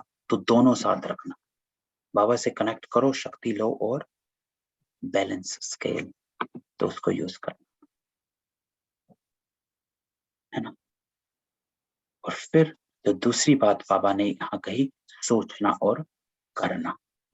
2 बातें, सोचने और करने में, इसमें भी बैलेंस। तो ये भी इसी कार्य शक्ति से ही कनेक्टेड है कि सोचना और करना, है ना। तो वो कैसे कनेक्टेड है? क्योंकि सोचते हैं कि नहीं मुझे ये करना है, ये नहीं करना चाहिए, मुझे चुप रहना चाहिए, लेकिन हमारे करने में उसमें अंतर हो जाता है, या फिर तब हम नहीं करते हैं। तो बाबा कह रहे हैं कि सोचने और करने में अंतर, सोचने और करने में दोनों साथ साथ हो, सोचने और करने में अंतर खत्म करो, क्योंकि इस अंतर से सफलता में भी अंतर पड़ जाता है। जैसे मैंने सोचा तुरंत किया, अगर मुझे लगा कि नहीं मुझे चुप रहना चाहिए, तो उसी वक्त तुरंत कनेक्ट, है ना। और वो सोच आपको तभी मिलेगी जब हमारी क्या होगी, बुद्धि स्वच्छ होगी। जो बाबा ने ऊपर कहा कि ऑर्डर तभी देगी जब तेरी बुद्धि शक्तिशाली होगी, बुद्धि स्वच्छ होगी। तो सोचने और करने में हमने कई बार देखा है कि सोचने और करने में जैसे ही अंतर पड़ जाता है तो बहुत बातें आती है। बाबा इसमें इंपॉर्टेंट बात ये कह रहे हैं कि सोचना और करना, इसका भी बैलेंस चाहिए। कई ब्राह्मण आत्माएं सोचती बहुत है, लेकिन करने के समय जितना सोचते हैं उतना करते नहीं है। कई फिर करने में लग जाते हैं, सोचते पीछे हैं ठीक किया कि नहीं किया, तो क्या करना है अभी। तो बाबा कहते हैं अब क्या करना है, तो सोचना और करना दोनों साथ साथ हो। नहीं तो क्या होगा कि सोचते सोचते समय और परिस्थिति बदल जाती है। अब ये हमने प्रैक्टिकल में देखा। जैसे हम सोचते हैं कि अगर ये ठीक हो जाएगा तब से मैं मुरली पढ़ना शुरू कर देती हूँ, ये ठीक हो जाएगा उस दिन से मैं अमृत वेला स्टार्ट करती हूँ। और जब वो दिन आता है तो परिस्थिति बदली हुई होती है, कुछ और हुआ होता है।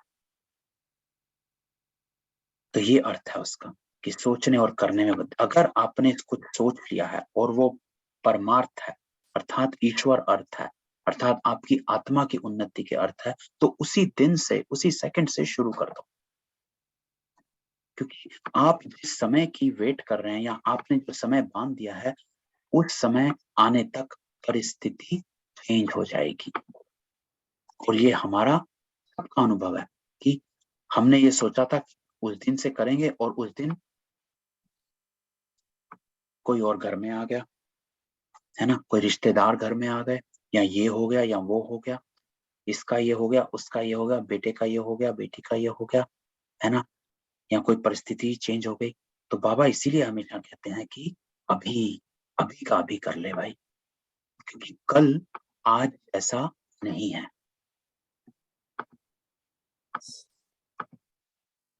तो कल आज जैसा नहीं है, तो तू अगर तू सोच रहा है तेरा कल अच्छा होगा, तो क्यों नहीं सोचता तेरा आज भी अच्छा है? तो आज से क्यों ना शुरू कर, है ना।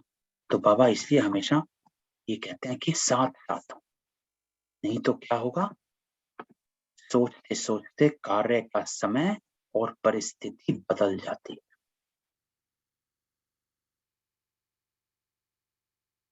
है ना।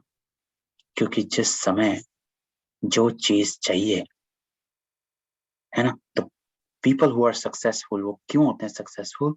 कि they do the right thing at the right time, at the right moment, at the right place, है ना। तभी हम कहते हैं सक्सेसफुल हुआ, क्योंकि उसने सही समय पर, सही जगह पर सही बात बोली। तो वही बाबा कह रहे हैं कि सोचना और करना तुरंत कर ले, क्योंकि कल तेरी परिस्थिति चेंज हो सकती है। तो अगर तूने कल पर टाला, तो कल करते करते काल आ जाएगा। तो तुरंत कर। तो इसको बाबा ने हमेशा साइंस के साधन से की। साइंस में आजकल सेकंड में चीजें होती हैं, तो बाबा कह रहे हैं तेरी भी समय और परिस्थिति बदल जाएगी, तो अभी कर। फिर कहते हैं करना तो था, सोचा तो था, नहीं, तो आप तुरंत करो, वेट नहीं करो। अगर अपने को चेंज करना है, अपने किसी संस्कार को बदलना है, तो ये ना कर कि कल बदलेंगे, कि बाबा ये 4 चीजें ठीक हो जाएं, फिर मैं इस चीज को छोड़ दूंगा, फिर मैं इस चीज को छोड़ दूंगी। नहीं, कल कुछ और आ जाएगा, तो आज ही छोड़ दे, है ना, आज ही तैयारी कर, है ना। तो बाबा ने यहाँ पर 5 बातें कही हैं कि 5 ही बातों में संपन्न बनना है। कौन सी 5 बातें? सर्वगुण संपन्न, संपूर्ण निर्विकारी, संपूर्ण अहिंसक, मर्यादा पुरुषोत्तम, 16 कला संपन्न। तो ये 5 बातों में संपूर्ण बनना है, अर्थात मालिक बनना। तभी हम फर्स्ट नंबर की आत्मा बनेंगे, है ना। तो ये थी बाबा की आज की अव्यक्त वाणी, है ना। तो बाबा ने इसमें हमें कई बातें बताई है ना, कई युक्तियां बताई हैं कि सबसे पहले, लेकिन जो हमने शुरू में क्लास में किया कि स्वराज्य अधिकारी, अपने आप को इस तरह से हम अगर लें, हर इंद्री को लें, डिटैच होकर देखना, हर इंद्री को डिटैच होकर देखें कि कौन हमसे, कौन क्या क्या करती है और कौन हमसे क्या क्या करवाती है ना। कि मेरा राज्य कैसा है, कैसे चल रहा है, कौन मुझे कैसे कैसे चलाता है, और फिर मेरा कोड ऑफ कंडक्ट, कि मेरा राज्य होना कैसे चाहिए।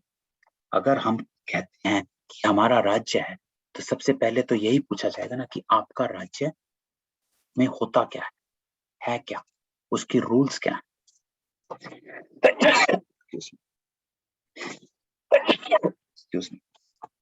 तो उसके रूल्स क्या है ना। तो सबसे पहले हमारे राज्य के रूल्स क्या है। जब तक हमें अपने राज्य के रूल्स ही नहीं पता चलेंगे, तो हमें उसको चलाना, जैसे चल रहा है वैसे चल रहा है ना, जैसे बाकी आत्माओं का चल रहा है वैसे हमारा भी चल रहा है ना। उनमें क्या राज्य और क्या प्रजा, सब कुछ साथ साथ चल रहा है, नहीं। तो बाबा कह रहे हैं अपने रूल्स बनाओ पहले, जब तुम अपने रूल्स बनाओगे, जो हमने बनाए यहाँ पर 8 रूल्स बनाए, तो जब हमने रूल्स बनाए तो हम अपने को चेक करें कि मैं और मेरी कर्मेंद्रियां अपने रूल्स के अनुसार चल रही हैं कि नहीं चल रही हैं। नहीं चल रही हैं तो चेक और चेंज। तो बाबा ने चेक और चेंज का भी युक्ति दी। तो नहीं चल रही तो चेक और चेंज करो। चेक और चेंज कैसे करो? तो बाबा ने स्टेप्स दिए कि स्टेप 1, पहले काउंसलिंग करनी होती है। मन और बुद्धि के अंदर विचार चलता है, लड़ाई चलती है, क्यों करूं मैं चेंज, मुझे क्या मिलेगा, इसके करने से मेरा फायदा क्या है, नहीं करने से मेरा नुकसान क्या है, इसकी क्लैरिटी। और उसकी क्लैरिटी कैसे आती है? वो आती है हमारे लक्ष्य से। आपका लक्ष्य क्या है, क्या बनना है ना? राजा बनना है, रॉयल फैमिली, या प्रजा में आना है, या फिर बाबा ने परसों कहा था चंडाल कि चंडाल बनना, क्या बनना है? तो ये क्लैरिटी होनी चाहिए, आपका लक्ष्य क्या है। वो लक्ष्य ही फिर उसके बाद अगर हमारे को ये सेट हो गया कि हाँ ये करना है, फिर उसकी विधि को ढूंढो, क्या विधि होनी चाहिए, क्योंकि विधि से सिद्धि होती है।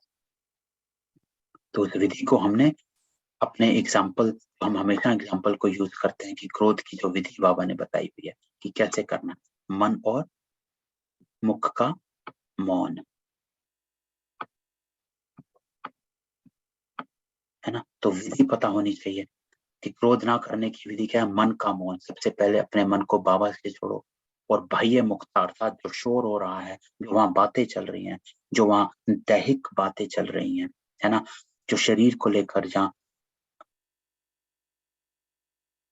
जो सारी व्यक्त भाव की बातें चल रही हैं, उन सब से बाह्य मुक्ता है ना। ये सब उसने कहा, इसने कहा, ये कहा, वो कहा, कल भी कहा था, परसों भी कहा था, 10 साल से यही कह रहे हैं, है ना। तो ये चल रहा है, वही चले जा रहा है, आगे भी यही चलता रहेगा। तो मैं कितना करूंगा, कितना सहन करूं, ये करूं, वो करूं, तो वो है बाह्य मुक्ता। उससे तुरंत अपने को अंतर्मुक्ता की ओर ले चलो। तो मुख का मौन और मन का मौन, क्रोध को ना करने की। जब हम बाबा से कनेक्ट होते हैं तो फिर अपने संस्कार इमर्ज करें। और फिर बाबा ने कहा ये करना है तो अगर आप राज्य चला रहे हो तो डबल तख्त पर बैठो। तो डबल तख्त का बाबा ने सुंदर एग्जाम्पल आज जो दिया, अकाल तख्त आत्माभिमानी, बाबा का दिल तख्त परमात्मा अभिमानी। जो आज की मुरली में बाबा ने परमात्मा अभिमानी की डेफिनेशन दी। परमात्मा अभिमानी क्या होते हैं? पहला कि मैं परमात्मा की संतान हूं, तभी आपकी कॉन्शियसनेस बाबा की कॉन्शियसनेस, गॉड कॉन्शियसनेस से जुड़ जाती है और मेरे को परमात्मा के ऑक्यूपेशन को जानते हैं, अर्थात हम उसके कर्तव्य की सहयोगी आत्मा है। तो जब हमें ये याद रहती है, ये स्मृति मेरी कॉन्शियसनेस को एलिवेट कर देती है ना। तो ये सारा राजयोग ही है कि हमारी कॉन्शियसनेस एलिवेट हो जानी चाहिए, हायर कॉन्शियसनेस होनी चाहिए हमारे माइंड की। छोटी छोटी बातों में अटकना नहीं, भटकना नहीं, है ना। ना किसी के लगाव में आना है, ना प्रभाव में आना है, ना झुकाव में आना है, ना आकर्षण में आना है। चारों बातों से परे होना है। उसके लिए मुझे अपने आप को ऊपर उठाना होता है ना। I have to take myself above everybody, है ना, डिटैच हो जाना। तो मुझे अपने को परमात्मा कॉन्शियसनेस से कनेक्ट करना है। तो बाबा कह रहे हैं इस समय तुम आत्म अभिमानी हो और परमात्मा अभिमानी भी हो। देवता सिर्फ आत्मा अभिमानी है, इसीलिए आप सर्वोच्च हो। ब्राह्मण उच्च कोटि, देवता से भी ऊंचे। क्यों? क्योंकि आप परमात्मा अभिमानी दोनों हो, है ना। तो इसको लेना, तो ये हमारी कॉन्शियसनेस रहे कि मैं सदा ये दो बातों के से जुड़ी रहूं, है ना। और फिर बाबा ने कार्य करने की शक्ति की विधि बताई कि क्या करनी है। सबसे पहले निर्णय शक्ति, निर्णय की मुझे सबसे पहले बाबा से पहले शक्ति लेनी है कि यहीं पर हम चूक जाते हैं बाबा, कि तुम पहले निर्णय शक्ति में चूकते हो, फिर जो शक्ति नहीं प्राप्त होती तो कार्य में शक्ति लगा नहीं सकते, है ना। तो इसको कार्य शक्ति को लगाओ। पहले ज्ञान, क्या करना है, कैसे करना, योग से शक्ति प्राप्त करी और कर्म में लगा। और उसके लिए बाबा ने दो बातें सुनाई हैं कि पॉइंट 1 पॉइंट को कार्य में लगाना है, अर्थात दोनों बैलेंस साथ में हो, जस्ट लाइक अ तराजू, एक स्केल की तरह। कि स्केल में क्या होता है कि कांटा जब ऊपर होता है तभी वो बैलेंस होता है। तो जब मेरा मन बुद्धि बाबा के साथ एकाग्र कनेक्टेड है तभी मैं सोचूं मैं बैलेंस्ड हूं। तो अगर मेरे को ज्ञान इमर्ज होता है, इस समय मुझे क्रोध नहीं करना है, तो साथ साथ आत्मिक स्मृति भी इमर्ज होनी चाहिए, कनेक्टेड है दोनों। ज्ञान के साथ मेरी आत्मिक स्वरूप जो है, रूप जो है वो कनेक्टेड है। तो पॉइंट वन पॉइंट को करेंट, सिर्फ पॉइंट्स नहीं इमर्ज करने। हमेशा याद रहे, जैसे ही पॉइंट इमर्ज होता है ये भी पॉइंट इमर्ज हो कि मुझे पॉइंट बनना है ना। और उसके बाद सोचने और करने, इसमें अंतर खत्म करो, क्योंकि कल कुछ और आ जाएगा, कल कोई और परिस्थिति आ जाएगी, कल का समय अलग है, आज का समय तेरे हाथ में। तो जो करना है वो आज ही करना है। कौन सा संस्कार परिवर्तन करना है, आज ही पकड़ के अभी करना। तो ये बाबा की स्वराज्य अधिकारी की वाणी है ना। ओम शांति। किसी का कोई क्वेश्चन हो?